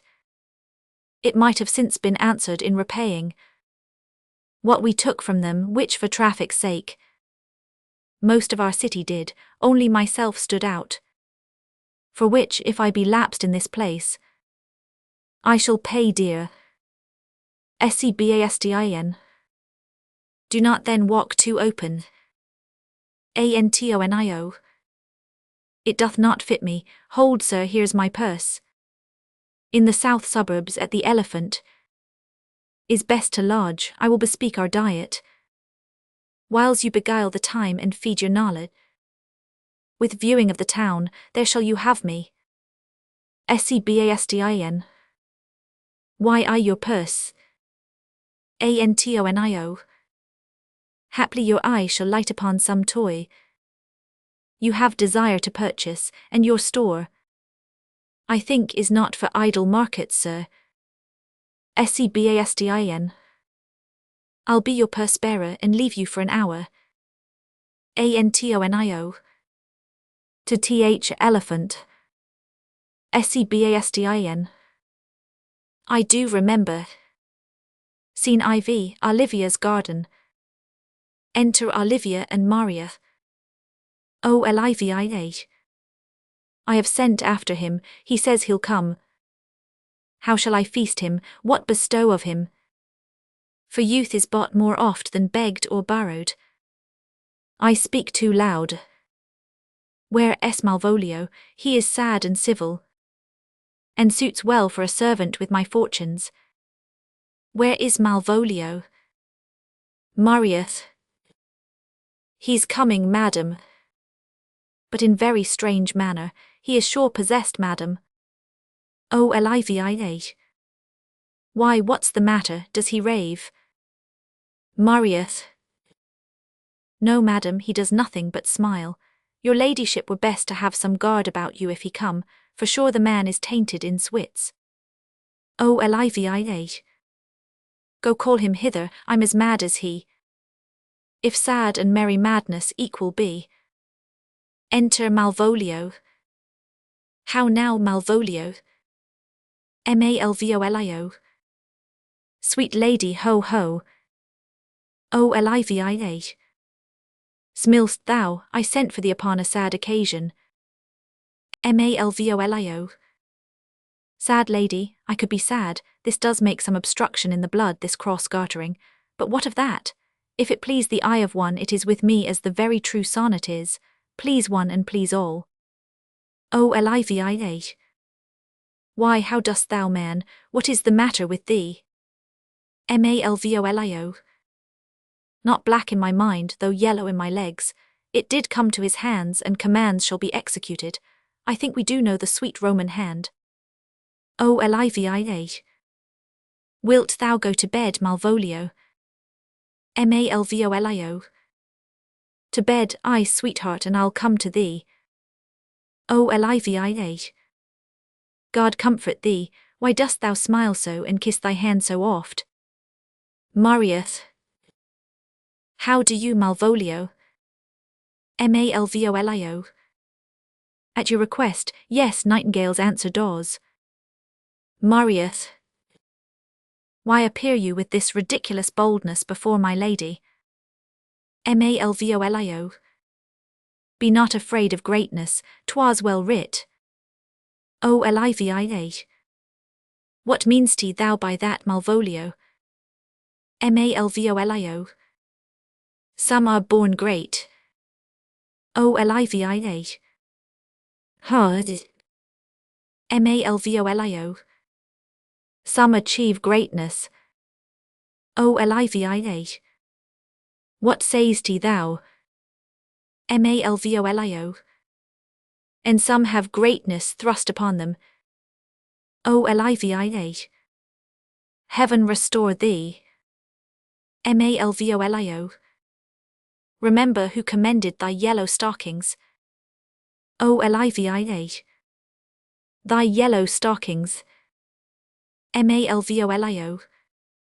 And wished to see thee cross-gartered. Olivia. Cross-gartered. Malvolio. Go to, thou art made if thou desirest to be so. Olivia. Am I made? Malvolio. If not, let me see thee a servant still. Olivia. Why, this is very midsummer madness. Enter servant. Servant. Madam, the young gentleman of the Count Orsino's is returned.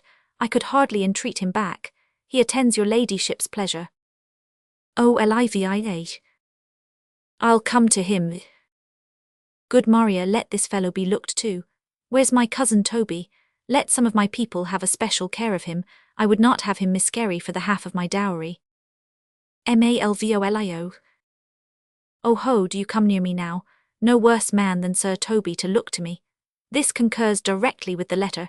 She sends him on purpose that I may appear stubborn to him, for she incites me to that in the letter. Cast thy humble slough, says she. Be opposite with a kinsman, surly with servants, let thy tongue tang with arguments of state, put thyself into the trick of singularity, and consequently sets down the manner how, as a sad face, a reverend carriage, a slow tongue, in the habit of some sir of note, and so forth. I have limed her, but it is Jove's doing, and Jove make me thankful.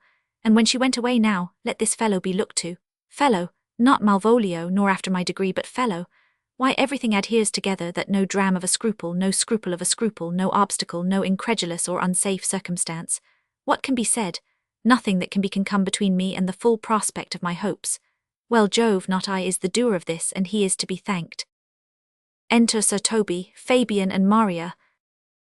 Sirtoby. Which way is he in the name of sanctity?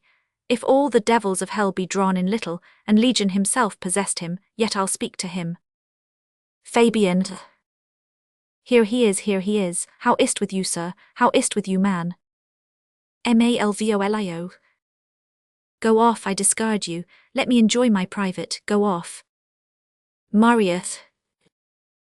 Lo, how hollow the fiend speaks within him. Did not I tell you? Sir Toby, my lady prays you to have a care of him. Malvolio. Ah ha, does she so? Sirtoby. Go to, peace, we must deal gently with him. Let me alone. How do you, Malvolio, how is't with you? What man defy the devil? Consider he's an enemy to mankind. Malvolio. Do you know what you say? Marius. La you, and you speak ill of the devil, how he takes it at heart. Pray God he be not bewitched. Fabian. Carry his water to th, wise woman. Marius. Mary, and it shall be done tomorrow morning if I live. My lady would not lose him for more than I'll say. Malvolio. How now, mistress? Marius. O Lord. Sirtoby. Prithee hold thy peace, this is not the way. Do you not see you move him? Let me alone with him. Fabian. No way but gentleness, gently. The fiend is rough and will not be roughly used. Sirtoby. Why, how now, my bawcock, how dost thou chuck? Malvolio. Sir. Sirtoby. I biddy come with me. What man tease not for gravity to play at cherry pit with Satan? Hang him, foul collier. Marius. Get him to say his prayers, good Sir Toby, get him to pray. Malvolio. My prayers, minx. Marius. No, I warrant you, he will not hear of godliness. Malvolio. Go hang yourselves all. You are idle, shallow things. I am not of your element, you shall know more hereafter. Sirtoby. Is't possible? Fabian. If this were played upon a stage now, I could condemn it as an improbable fiction. Sirtoby. His very genius hath taken the infection of the device, man.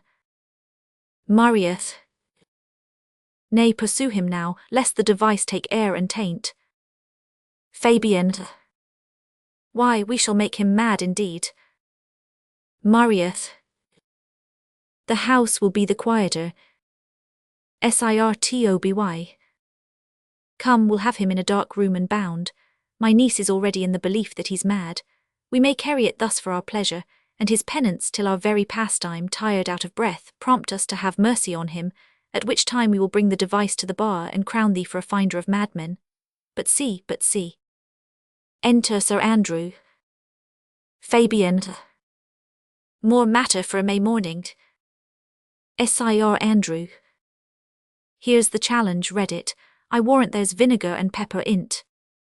Fabian. Is't so saucy? Sir Andrew. I warrant him, do but read. Sirtoby. Give me, youth, whatsoever thou art but a scurvy fellow. Fabian. Good and valiant. Sirtoby. Wonder not, nor admire not in thy mind, why I do call thee so, for I will show thee no reason for't. Fabian. A good note that keeps you from the blow of the law. Sirtoby. Thou comest to the Lady Olivia, and in my sight she uses thee kindly, but thou least in thy throat, that is not the matter I challenge thee for. Fabian. Very brief and to exceeding good sense, less. Sirtoby. I will waylay thee going home, where if it be thy chance to kill me. Fabian. Good. Sirtoby. Thou kill'st me like a rogue and a villain. Fabian. Still you keep oth windy side of the law, good. Sirtoby. Fare thee well, and God have mercy upon one of our souls. He may have mercy upon mine, but my hope is better, and so look to thyself, thy friend as thou usest him, and thy sworn enemy. Andrew Aguecheek. If this letter move him not, his legs cannot, I'll give at him. Marieth. You may have very fit occasion for't. He is now in some commerce with my lady, and will by and by depart. Sirtoby. Go, Sir Andrew, scout me for him at the corner of the orchard like a bumbaily. So soon as ever thou seest him, draw, and as thou drawst swear horrible, for it comes to pass oft that a terrible oath, with a swaggering accent sharply twanged off, gives manhood more approbation than ever proof itself would have earned him. Away. Sir Andrew. Nay, let me alone for swearing. Sirtoby. Now will not I deliver his letter, for the behaviour of the young gentleman gives him out to be of good capacity and breeding. His employment between his lord and my niece confirms no less. Therefore this letter, being so excellently ignorant, will breed no terror in the youth.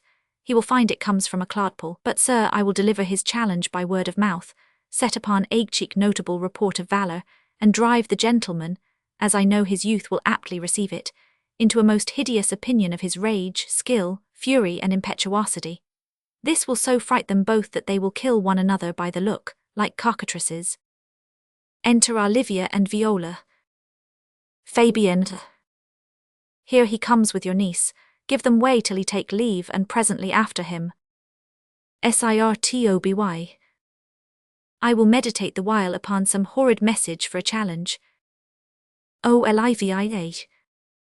I have said too much unto a heart of stone, and laid mine honour too unchary on't. There's something in me that reproves my fault, but such a headstrong potent fault it is, that it but mocks reproof. Viola. With the same haviour that your passion bears, goes on my master's griefs.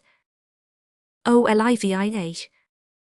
Here where this jewel for me, tease my picture. Refuse it not, it hath no tongue to vex you. And I beseech you come again tomorrow. What shall you ask of me that I'll deny? That honour salved may upon asking give. Viola. Nothing but this, your true love for my master. O Olivia. How with mine honour may I give him that which I have given to you? Viola. I will acquit you. O Olivia. Well, come again tomorrow, fare thee well. A fiend like thee might bear my soul to hell. Enter Sir Toby and Fabian. Sir Toby. Gentleman, God save thee. Viola. And you, sir. Sir Toby. That defence thou hast betake thee taught. Of what nature the wrongs thou hast done him I know not, but thy interceptor, full of despite, bloody as the hunter, attends thee at the orchard end. Dismount thy tuck, be yare in thy preparation, for thy assailant is quick, skilful, and deadly. Viola. You mistake, sir. I am sure no man hath any quarrel to me. My remembrance is very free and clear from any image of offence done to any man. Sir Toby. You'll find it otherwise, I assure you. Therefore, if you hold your life at any price, betake you to your guard, for your opposite hath in him what youth, strength, skill, and wrath can furnish man withal. Viola. I pray you, sir, what is he? Sir Toby. He is knight, dubbed with unhatched rapier, and on carpet consideration, but he is a devil in private brawl. Souls and bodies hath he divorced 3, and his incensement at this moment is so implacable that satisfaction can be none but by pangs of death and sepulchre. Hob-nob is his word, give it or take't. Viola. I will return again into the house and desire some conduct of the lady. I am no fighter. I have heard of some kind of men that put quarrels purposely on others to taste their valour, belike this is a man of that quirk. Sir Toby. Sir, no, his indignation derives itself out of a very competent injury, therefore get you on and give him his desire. Back you shall not to the house, unless you undertake that with me which with as much safety you might answer him. Therefore on, or strip your sword stark naked, for meddle you must, that's certain, or forswear to wear iron about you. Viola. This is as uncivil as strange. I beseech you, do me this courteous office as to know of the knight what my offence to him is. It is something of my negligence, nothing of my purpose. Sir Toby. I will do so. Signor Fabian, stay you by this gentleman till my return. Viola. Pray you, sir, do you know of this matter? Fabian. I know the knight is incensed against you, even to a mortal arbitrament, but nothing of the circumstance more. Viola.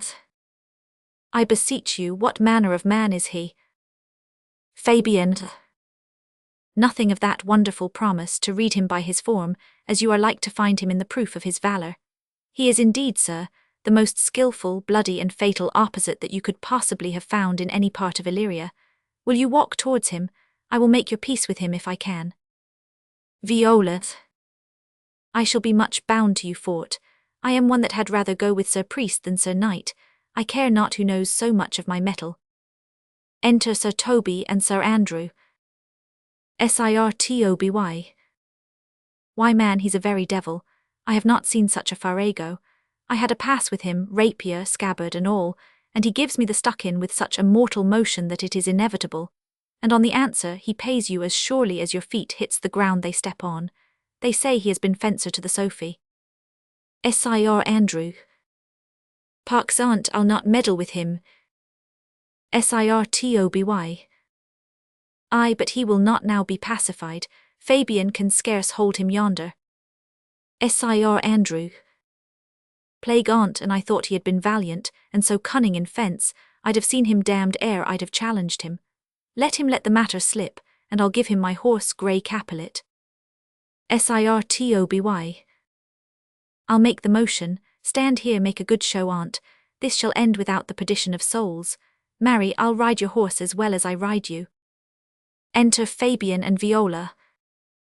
I have his horse to take up the quarrel. I have persuaded him the youth's a devil. Fabian. He is as horribly conceited of him, and pants and looks pale, as if a bear were at his heels. Sir Toby. There's no remedy, sir, he will fight with you for his oath's sake. Mary, he hath better bethought him of his quarrel, and he finds that now scarce to be worth talking of. Therefore draw for the supportance of his vow, he protests he will not hurt you. Viola. Pray God defend me, a little thing would make me tell them how much I lack of a man. Fabian. Give ground if you see him furious. Sirtoby. Come, Sir Andrew, there's no remedy, the gentleman will for his honour's sake have one bout with you. He cannot by the duello avoid it, but he has promised me, as he is a gentleman and a soldier, he will not hurt you. Come on, tart. Sir Andrew. Pray God he keep his oath. Enter Antonio. Viola. I do assure you 'tis against my will. Antonio. Put up your sword, if this young gentleman have done offence, I take the fault on me. If you offend him, I for him defy you. Sirtoby. You, sir, why, what are you? Antonio. One, sir, that for his love dares yet do more. Then you have heard him brag to you he will. Sirtoby. Nay, if you be an undertaker, I am for you. Enter officers. Fabian. O good Sir Toby, hold, here come the officers. Sirtoby. I'll be with you anon. Viola. Pray, sir, put your sword up if you please. Sir Andrew. Marry will I, sir, and for that I promised you I'll be as good as my word. He will bear you easily and reigns well. First officer. This is the man, do thy office. Second officer. Antonio, I arrest thee at the suit of Count Orsino. Antonio. You do mistake me, sir. First officer.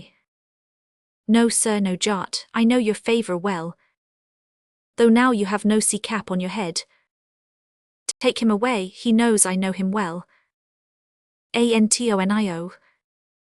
I must obey, this comes with seeking you. But there's no remedy, I shall answer it. What will you do, now my necessity makes me to ask you for my purse, it grieves me much more for what I cannot do for you. Then what befalls myself, you stand amazed. But be of comfort. Second officer. Come, sir, away. Antonio. I must entreat of you some of that money. Viola. What money, sir?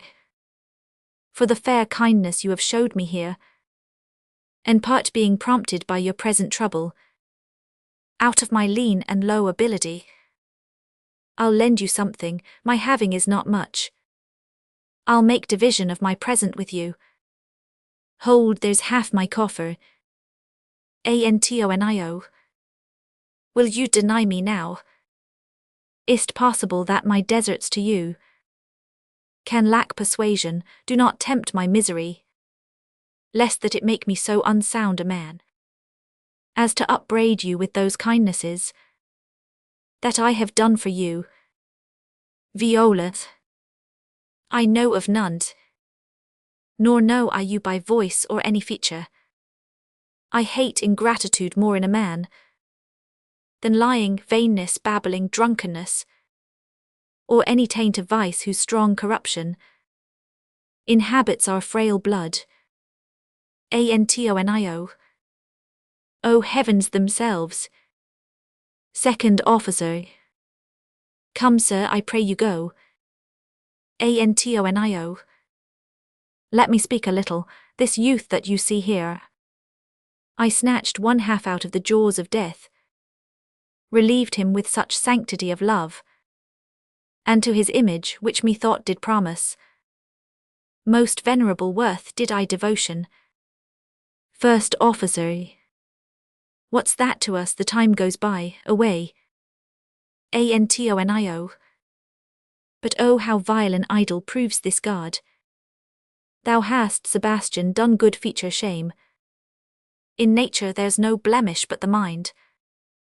None can be called deformed but the unkind. Virtue is beauty, but the beauteous evil are empty trunks, or flourished by the devil. First officer. The man grows mad, away with him. Come, come, sir. Antonio. Lead me on. Viola. Methinks his words do from such passion fly, that he believes himself, so do not I. Prove true, imagination, oh prove true, that I, dear brother, be now ta'en for you.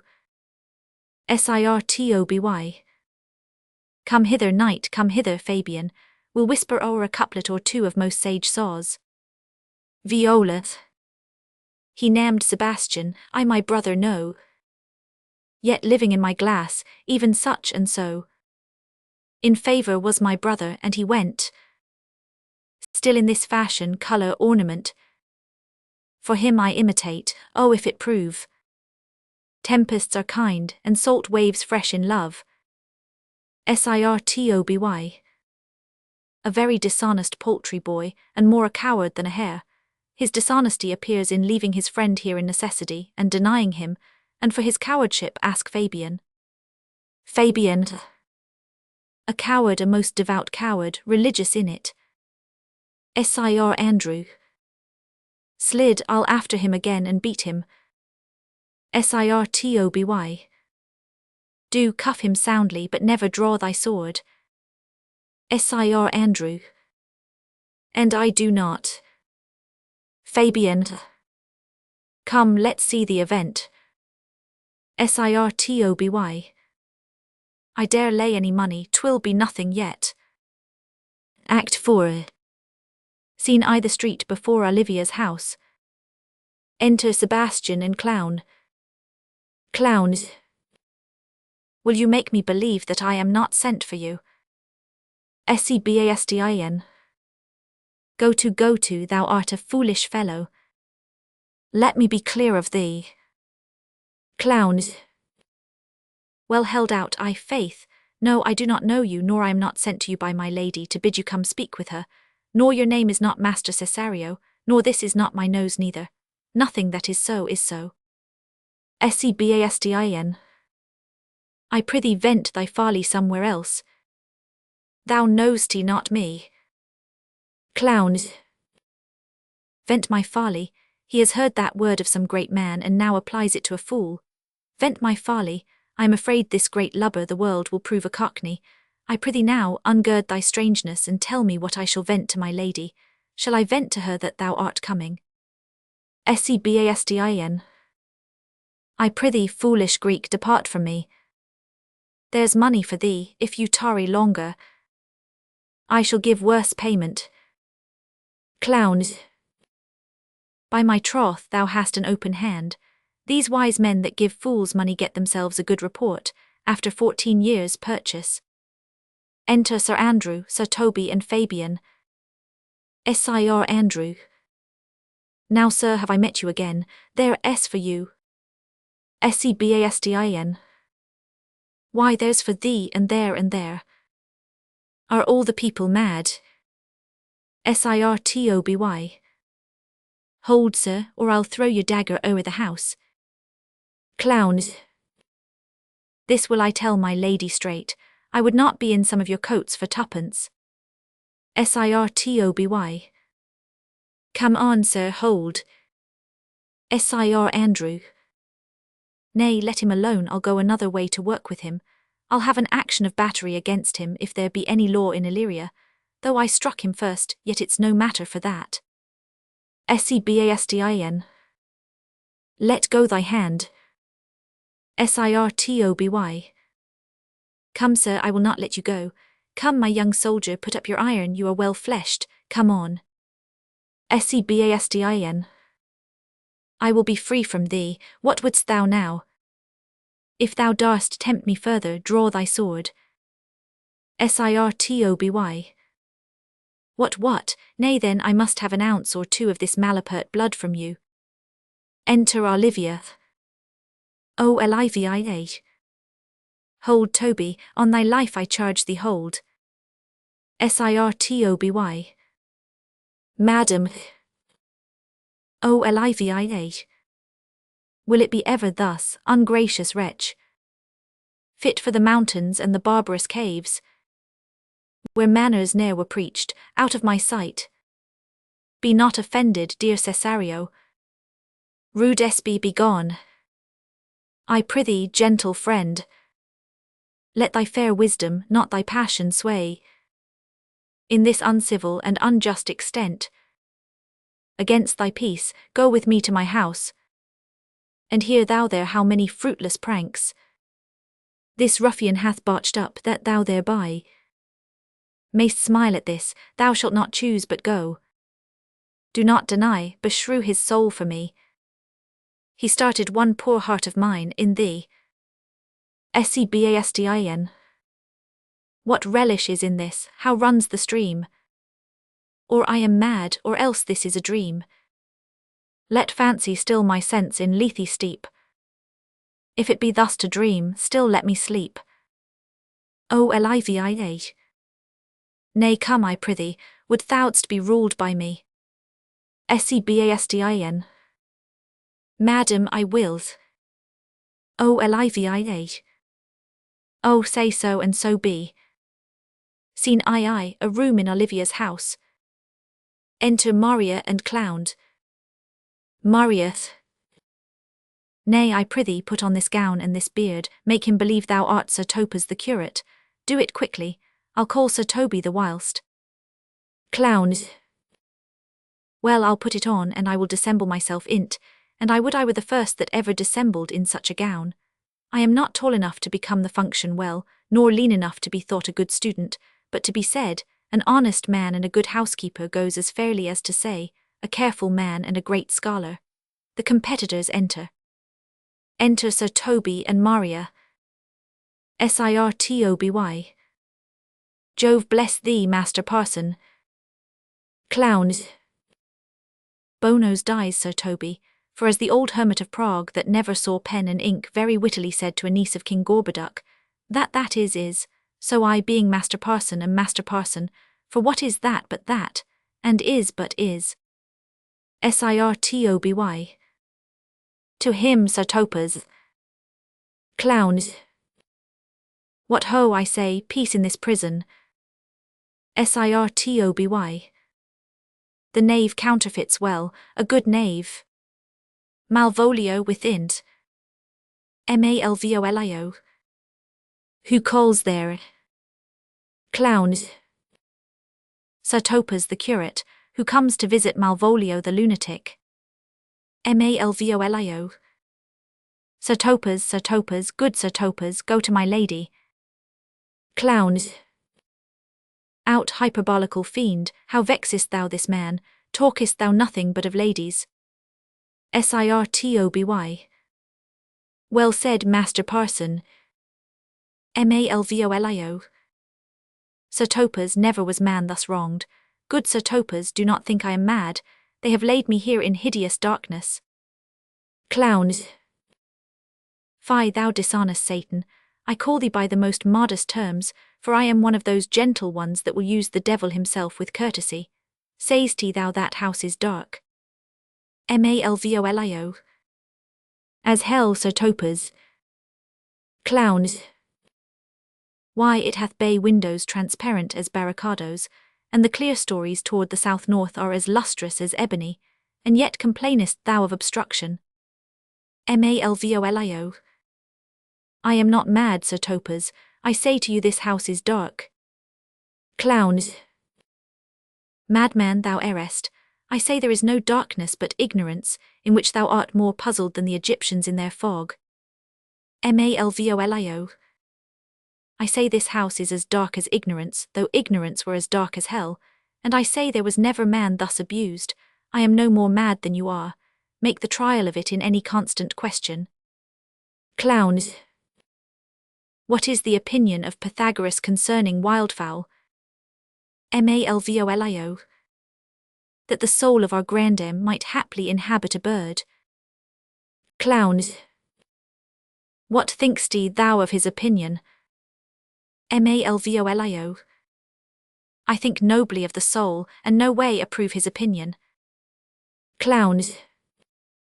Fare thee well, remain thou still in darkness. Thou shalt hold the opinion of Pythagoras ere I will allow of thy wits, and fear to kill a woodcock, lest thou dispossess the soul of thy grandame. Fare thee well. Malvolio. Sir Topaz, Sir Topaz. Sirtoby. My most exquisite Sir Topaz. Clowns. Nay, I am for all waters. Marius. Thou mightst have done this without thy beard and gown, he sees thee not. Sirtoby. To him in thine own voice, and bring me word how thou find'st him. I would we were well rid of this knavery. If he may be conveniently delivered, I would he were, for I am now so far in offence with my niece that I cannot pursue with any safety this sport to the upshot. Come by and by to my chamber. Clowns. Hey, Robin, jolly Robin. Tell me how thy lady does. Malvolio. Fool. Clowns. My lady is unkind, Purdy. Malvolio. Fool. Clowns. Alas, why is she so? Malvolio. Fool, I say. Clowns. She loves another. Who calls her? Malvolio. Good fool, as ever thou wilt deserve well at my hand, help me to a candle, and pen, ink, and paper. As I am a gentleman, I will live to be thankful to thee for't. Clowns. Master Malvolio. Malvolio. I, good fool. Clowns. Alas, sir, how fell you besides your 5 wits? Malvolio. Fool, there was never man so notoriously abused. I'm as well in my wits, fool, as thou art. Clowns. But as well, then you are mad indeed, if you be no better in your wits than a fool. Malvolio. They have here propertied me, keep me in darkness, send ministers to me, asses, and do all they can to face me out of my wits. Clowns. Advise you what you say, the minister is here. Malvolio, Malvolio, thy wits the heavens restore, endeavour thyself to sleep and leave thy vain bibble babble. Malvolio. Sir Topaz. Clowns.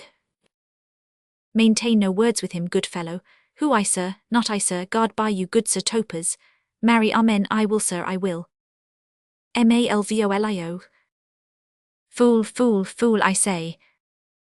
Clowns. Alas, sir, be patient. What say you, sir? I am shent for speaking to you. Malvolio. Good fool, help me to some light and some paper. I tell thee I am as well in my wits as any man in Illyria. Clowns. Well a day that you were, sir. Malvolio. By this hand I am. Good fool, some ink, paper, and light, and convey what I will set down to my lady. It shall advantage thee more than ever the bearing of letter did. Clowns. I will help you, but tell me true, are you not mad indeed, or do you but counterfeit? Malvolio. Believe me, I am not, I tell thee true. Clowns. Nay, I'll ne'er believe a madman till I see his brains. I will fetch you light and paper and ink. Malvolio. Fool, I'll requite it in the highest degree, I prithee be gone. Clowns. I am gone, sir, and anon, sir. I'll be with you again. In a trice, like to the old vice. Your need to sustain. Who with dagger of lath in his rage and his wrath cries aha to the devil. Like a mad lad, pare thy nails, dad. Adieu, goodman devil. Scene I, Olivia's garden. Enter Sebastian. Sebastin. This is the air, that is the glorious sun. This pearl she gave me, I do feel't and see't. And though 'tis wonder that enwraps me thus, yet 'tis not madness. Where's Antonio then? I could not find him at the Elephant. Yet there he was, and there I found this credit, that he did range the town to seek me out. His counsel now might do me golden service. For though my soul disputes well with my sense, that this may be some error but no madness, Yet doth this accident and flood of fortune so far exceed all instance, all discourse, that I am ready to distrust mine eyes, and wrangle with my reason that persuades me to any other trust but that I am mad, or else the lady's mad. Yet if 'twere so, she could not sway her house, command her followers, take and give back affairs and their dispatch, with such a smooth, discreet and stable bearing, as I perceive she does. There's something in't that is deceivable, but here the lady comes. Enter Olivia and a priest. O Olivia, blame not this haste of mine, if you mean well. Now go with me and with this holy man into the chantry by, there before him, and underneath that consecrated roof, plight me the full assurance of your faith, that my most jealous and too doubtful soul may live at peace. He shall conceal it, whiles you are willing it shall come to note. What time we will our celebration keep? According to my birth, what do you say? Sebastin. I'll follow this good man and go with you, and having sworn truth, ever will be true. O Olivia. Then lead the way, good father, and heavens so shine, that they may fairly note this act of mine. Act 5. Scene I the street before Olivia's house. Enter Clown and Fabian. Fabian. Now as thou lovest me, let me see his letter. Clown. Good master Fabian, grant me another request. Fabian. Anything. Clown. Do not desire to see this letter. Fabian. This is to give a dog, and in recompense desire my dog again. Enter Duke, Viola, Curio and lords. Duke. Belong you to the Lady Olivia, friends? Clown. Aye, sir, we are some of her trappings. Duke. I know thee well, how dost thou, my good fellow? Clown. Truly, sir, the better for my foes, and the worse for my friends. Duke. Just the contrary, the better for thy friends. Clown. No, sir, the worse. Duke. How can that be? Clown. Marry, sir, they praise me and make an ass of me. Now my foes tell me plainly I am an ass, so that by my foes, sir, I profit in the knowledge of myself, and by my friends I am abused. So that, conclusions to be as kisses if your 4 negatives make your 2 affirmatives, why then the worse for my friends, and the better for my foes. Duke. Why, this is excellent. Clown. By my troth, sir, no, though it please you to be one of my friends. Duke. Thou shalt not be the worse for me, there's gold. Clown. But that it would be double dealing, sir, I would you could make it another. Duke. Oh, you give me ill counsel. Clown. Put your grace in your pocket, sir, for this once, and let your flesh and blood obey it. Duke. Well, I will be so much a sinner to be a double dealer, there's another. Clown. Primo secundo tertio is a good play, and the old saying is the third pays for all. The triplex, sir, is a good tripping measure, or the bells of St. Bennet, sir, may put you in mind. 1, 2, 3. Duke. You can fool no more money out of me at this throw. If you will let your lady know I am here to speak with her, and bring her along with you, it may awake my bounty further. Clown. Marry, sir, lullaby to your bounty till I come again. I go, sir, but I would not have you to think that my desire of having is the sin of covetousness. But as you say, sir, let your bounty take a nap, I will awake it anon. Enter Antonio and officers. Viola. Here comes the man, sir, that did rescue me. Duke. That face of his I do remember well. Yet when I saw it last it was besmeared. as black as Vulcan in the smoke of war. A bawbling vessel was he captain of, for shallow draught in bulk unprizable, with which such scathful grapple did he make, with the most noble bottom of our fleet, that very envy and the tongue of loss, cried fame and honour on him. What's the matter?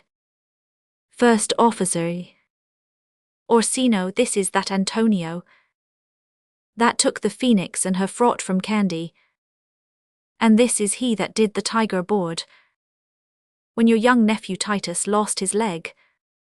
Here in the streets, desperate of shame and state, in private brabble did we apprehend him. Viola, he did me kindness, sir, drew on my side, but in conclusion put strange speech upon me. I know not what 'twas but distraction. Duke, notable pirate, thou saltwater thief, what foolish boldness brought thee to their mercies, whom thou in terms so bloody and so dear hast made thine enemies? Antonio Orsino, noble sir, be pleased that I shake off these names you give me. Antonio never yet was thief or pirate, though I confess on base and ground enough. Orsino's enemy, a witchcraft drew me hither, that most ingrateful boy there by your side, from the rude sea's enraged and foamy mouth, did I redeem, a wreck past hope he was. His life I gave him, and did thereto add my love without retention or restraint.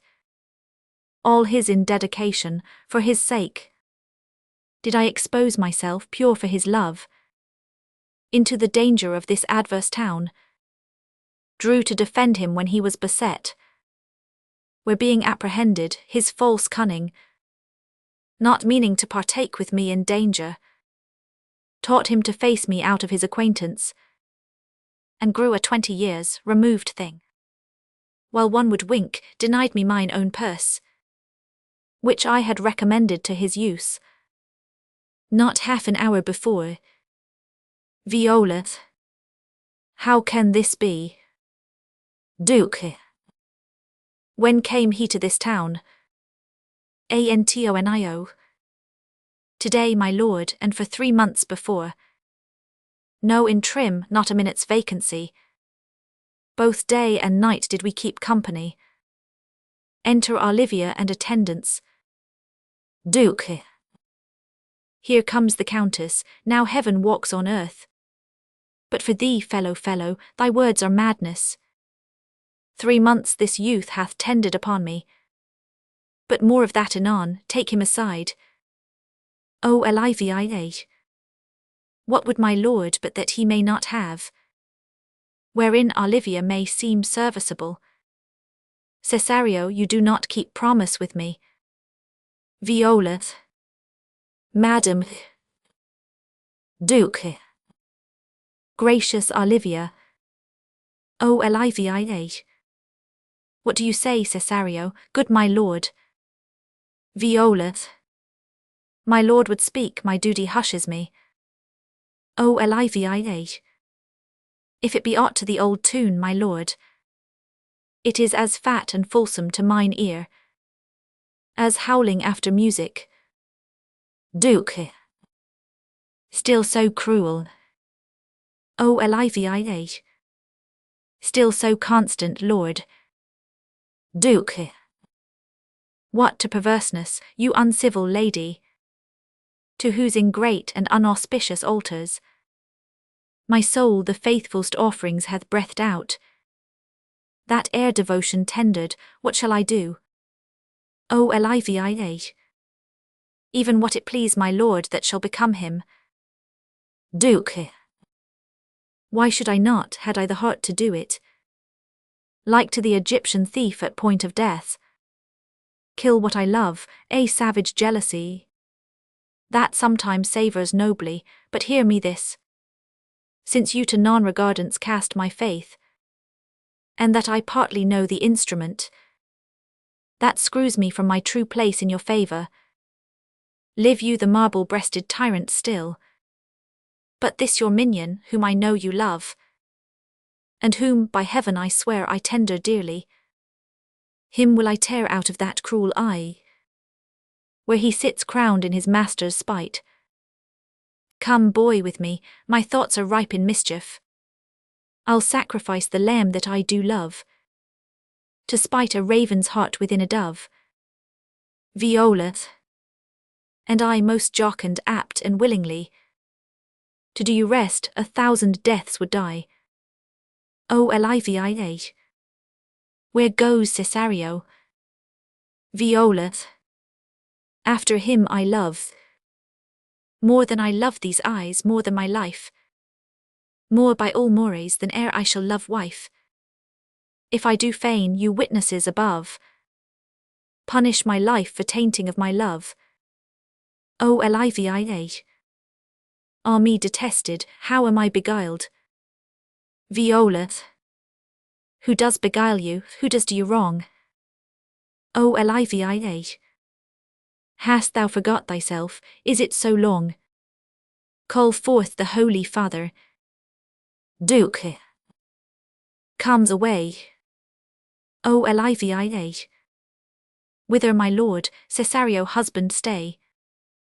Duke husband O Olivia, I husband, can he that deny? Duke her husband Sirrah. Viola, no my lord, not I. O Olivia, alas, it is the baseness of thy fear that makes thee strangle thy propriety. Fear not, Cesario, take thy fortunes up. Be that thou know'st thou art, and then thou art as great as that thou fear'st. Enter priest. O welcomes Father. Father, I charge thee by thy reverence, here to unfold, though lately we intended to keep in darkness what occasion now reveals before tea's ripe, what thou dost know hath newly passed between this youth and me.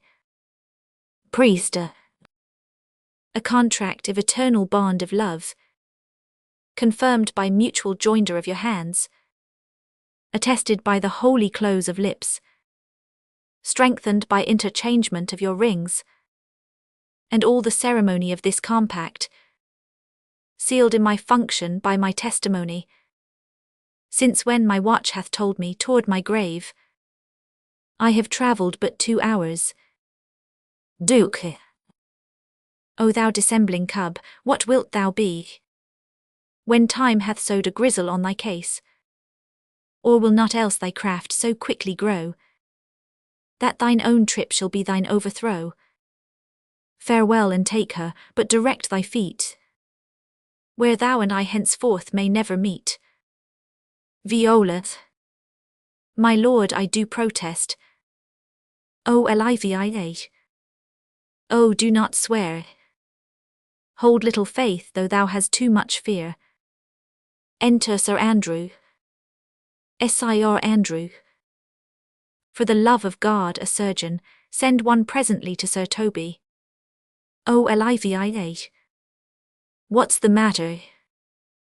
Sir Andrew has broke my head across and has given Sir Toby a bloody coxcomb too. For the love of God, your help, I had rather than £40 I were at home. O Olivia, who has done this, Sir Andrew? Sir Andrew. The Count's gentleman, one Cesario. We took him for a coward, but he's the very devil incarnate. Duke, my gentleman Cesario. Sir Andrew.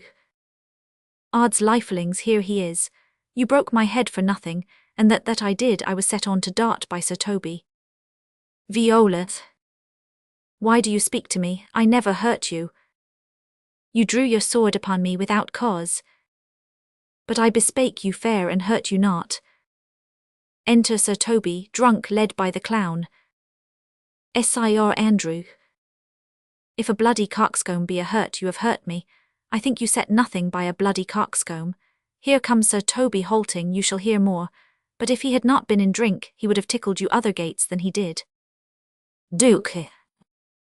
How now, gentlemen, how is't with you? Sir Toby. That's all one, has hurt me and there's th end on't, sart did see Dick surgeon sart. Clowns. Oh, he's drunk, Sir Toby, an hour agon, his eyes were set at 8ith morning. Sir Toby. Then he's a rogue and a passy measures pavin, I hate a drunken rogue. Oh, Olivia. Away with him, who hath made this havoc with them? Sir Andrew. I'll help you, Sir Toby, because we'll be dressed together. Sir Toby. Will you help, an ass head and a coxcomb and a knave, a thin-faced knave, a gull? Oh, Olivia. Get him to bed and let his hurt be looked to. Enter Sebastian. Sebastin. I am sorry, madam, I have hurt your kinsman. But had it been the brother of my blood, I must have done no less with wit and safety. You throw a strange regard upon me, and by that I do perceive it hath offended you. Pardon me, sweet one, even for the vows we made each other but so late ago. Duke. One face, one voice, one habit in two persons. A natural perspective that is and is not. Sebastin. Antonio, oh my dear Antonio. How have the hours racked and tortured me, since I have lost thee. Antonio. Sebastian, are you? Sebastin. Fear'st thou that, Antonio? Antonio. How have you made division of yourself? An apple cleft in two is not more twin than these two creatures, which is Sebastian. O Olivia. Most wonderful. Sebastin. Do I stand there? I never had a brother, nor can there be that deity in my nature. Of here and everywhere, I had a sister, whom the blind waves and surges have devoured. Of charity, what kin are you to me? What countryman, what name, what parentage? Viola. Of Messaline, Sebastian was my father. Such a Sebastian was my brother too. So went he suited to his watery tomb. If spirits can assume both form and suit, you come to fright us. Sebastin. A spirit I am indeed, but am in that dimension grossly clad, which from the womb I did participate. Were you a woman, as the rest goes even, I should my tears let fall upon your cheek, and say, thrice welcome, drowned Viola. Viola. My father had a mole upon his brow. Sebastin. And so had mine. Viola. And died that day when Viola from her birth had numbered 13 years. Sebastin. Oh, that record is lively in my soul. He finished indeed his mortal act, that day that made my sister 13 years. Viola. If nothing let's to make us happy both, but this my masculine usurped attire, do not embrace me till each circumstance of place, time, fortune do cohere and jump, that I am Viola, which to confirm, I'll bring you to a captain in this town, where lie my maiden weeds, by whose gentle help I was preserved to serve this noble count. All the occurrence of my fortune since hath been between this lady and this lord. Sebastin. So comes it, lady, you have been mistook, but nature to her bias drew in that you would have been contracted to a maid, nor are you therein by my life deceived. You are betrothed both to a maid and man. Duke. Be not amazed, right noble is his blood. If this be so, as yet the glass seems true. I shall have share in this most happy wreck. Boy, thou hast said to me 1,000 times, thou never shouldst love woman like to me. Viola. And all those sayings will I overswear, and all those swearings keep as true in soul, as doth that orbed continent the fire, that severs day from night. Duke, give me thy hand, and let me see thee in thy woman's weeds. Viola, the captain that did bring me first on shore, hath my maid's garments, he upon some action, is now in durance at Malvolio's suit. A gentleman and follower of my lady, S. O Olivia. He shall enlarge him, fetch Malvolio hither. And yet, alas, now I remember me. They say, poor gentleman, he's much distract. Enter clown with a letter and Fabian. A most extracting frenzy of mine own. From my remembrance clearly banished his. How does he, Sirrah? Clown. Truly, madam, he holds Beelzebub at the stave's end as well as a man in his case may do. Has here writ a letter to you. I should have given it you today morning, but as a madman's epistles are no gospels, so it skills not much when they are delivered. O Olivia. Opened and read it. Clown. Look then to be well edified when the fool delivers the madman. By the Lord, madam. O Olivia. How now art thou mad? Clown. No, madam, I do but read madness, and your ladyship will have it as it ought to be, you must allow Vox. O Olivia. Prithee read I thy right wits. Clown. So I do, Madonna, but to read his right wits is to read thus, therefore perpend my princess and give ear. O Olivia. Read it you, Sirrah. Fabian. By the Lord, madam, you wrong me, and the world shall know it.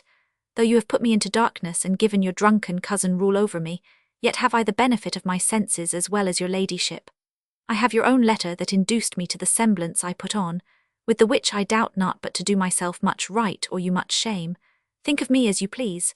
I leave my duty a little unthought of and speak out of my injury. The madly used Malvolio. O Olivia. Did he write this? Clown. I, madam. Duke. This savours not much of distraction. O Olivia. See him delivered, Fabian, bring him hither. My lord, so please you, these things further thought on. To think me as well a sister as a wife. One day shall crown alliance aunt, so please you. Here at my house and at my proper cost. Duke. Madam, I am most apt to embrace your offer. Your master quits you, and for your service done him. So much against the mettle of your sex. So far beneath your soft and tender breeding. And since you called me master for so long, here is my hand, you shall from this time be your master's mistress. O Olivia. A sister, you are she. Enter Fabian and Malvolio. Duke. Is this the madman? O Olivia. I, my lord, this same. How now, Malvolio? Malvolio. Madam, you have done me wrong. Notorious wrong. O Olivia. Have I, Malvolios? No. Malvolio. Lady, you have, pray you peruse that letter. You must not now deny it is your hand. Write from it, if you can, in hand or phrase. Or say 'tis not your seal, not your invention. You can say none of this, well, grant it then. And tell me, in the modesty of honour, why you have given me such clear lights of favour, bade me come smiling and cross-gartered to you, to put on yellow stockings and to frown upon Sir Toby and the lighter people, and acting this in an obedient hope. Why have you suffered me to be imprisoned, kept in a dark house, visited by the priest, and made the most notorious geck and gull that e'er invention played on? Tell me why. O Olivia! Alas, Malvolio, this is not my writing, though I confess much like the character, but out of question 'tis Maria's hand, and now I do bethink me it was she. First told me thou wast mad, then cam'st in smiling, and in such forms which here were presupposed upon thee in the letter. Prithee be content. This practice hath most shrewdly passed upon thee, but when we know the grounds and authors of it, thou shalt be both the plaintiff and the judge of thine own cause. Fabian. Good madam, hear me speak, and let no quarrel nor no brawl to come taint the condition of this present hour, which I have wondered at, in hope it shall not. Most freely I confess myself and Toby set this device against Malvolio here, upon some stubborn and uncourteous parts we had conceived against him. Maria writ the letter at Sir Toby's great importance, in recompense whereof he hath married her. How with a sportful malice it was followed, may rather pluck on laughter than revenge, if that the injuries be justly weighed, that have on both sides passed. O Olivia! Alas, poor fool, how have they baffled thee? Clowns! Why, some are born great, some achieve greatness, and some have greatness thrown upon them. I was one, sir, in this interlude, one Sir Topaz, sir, but that's all one.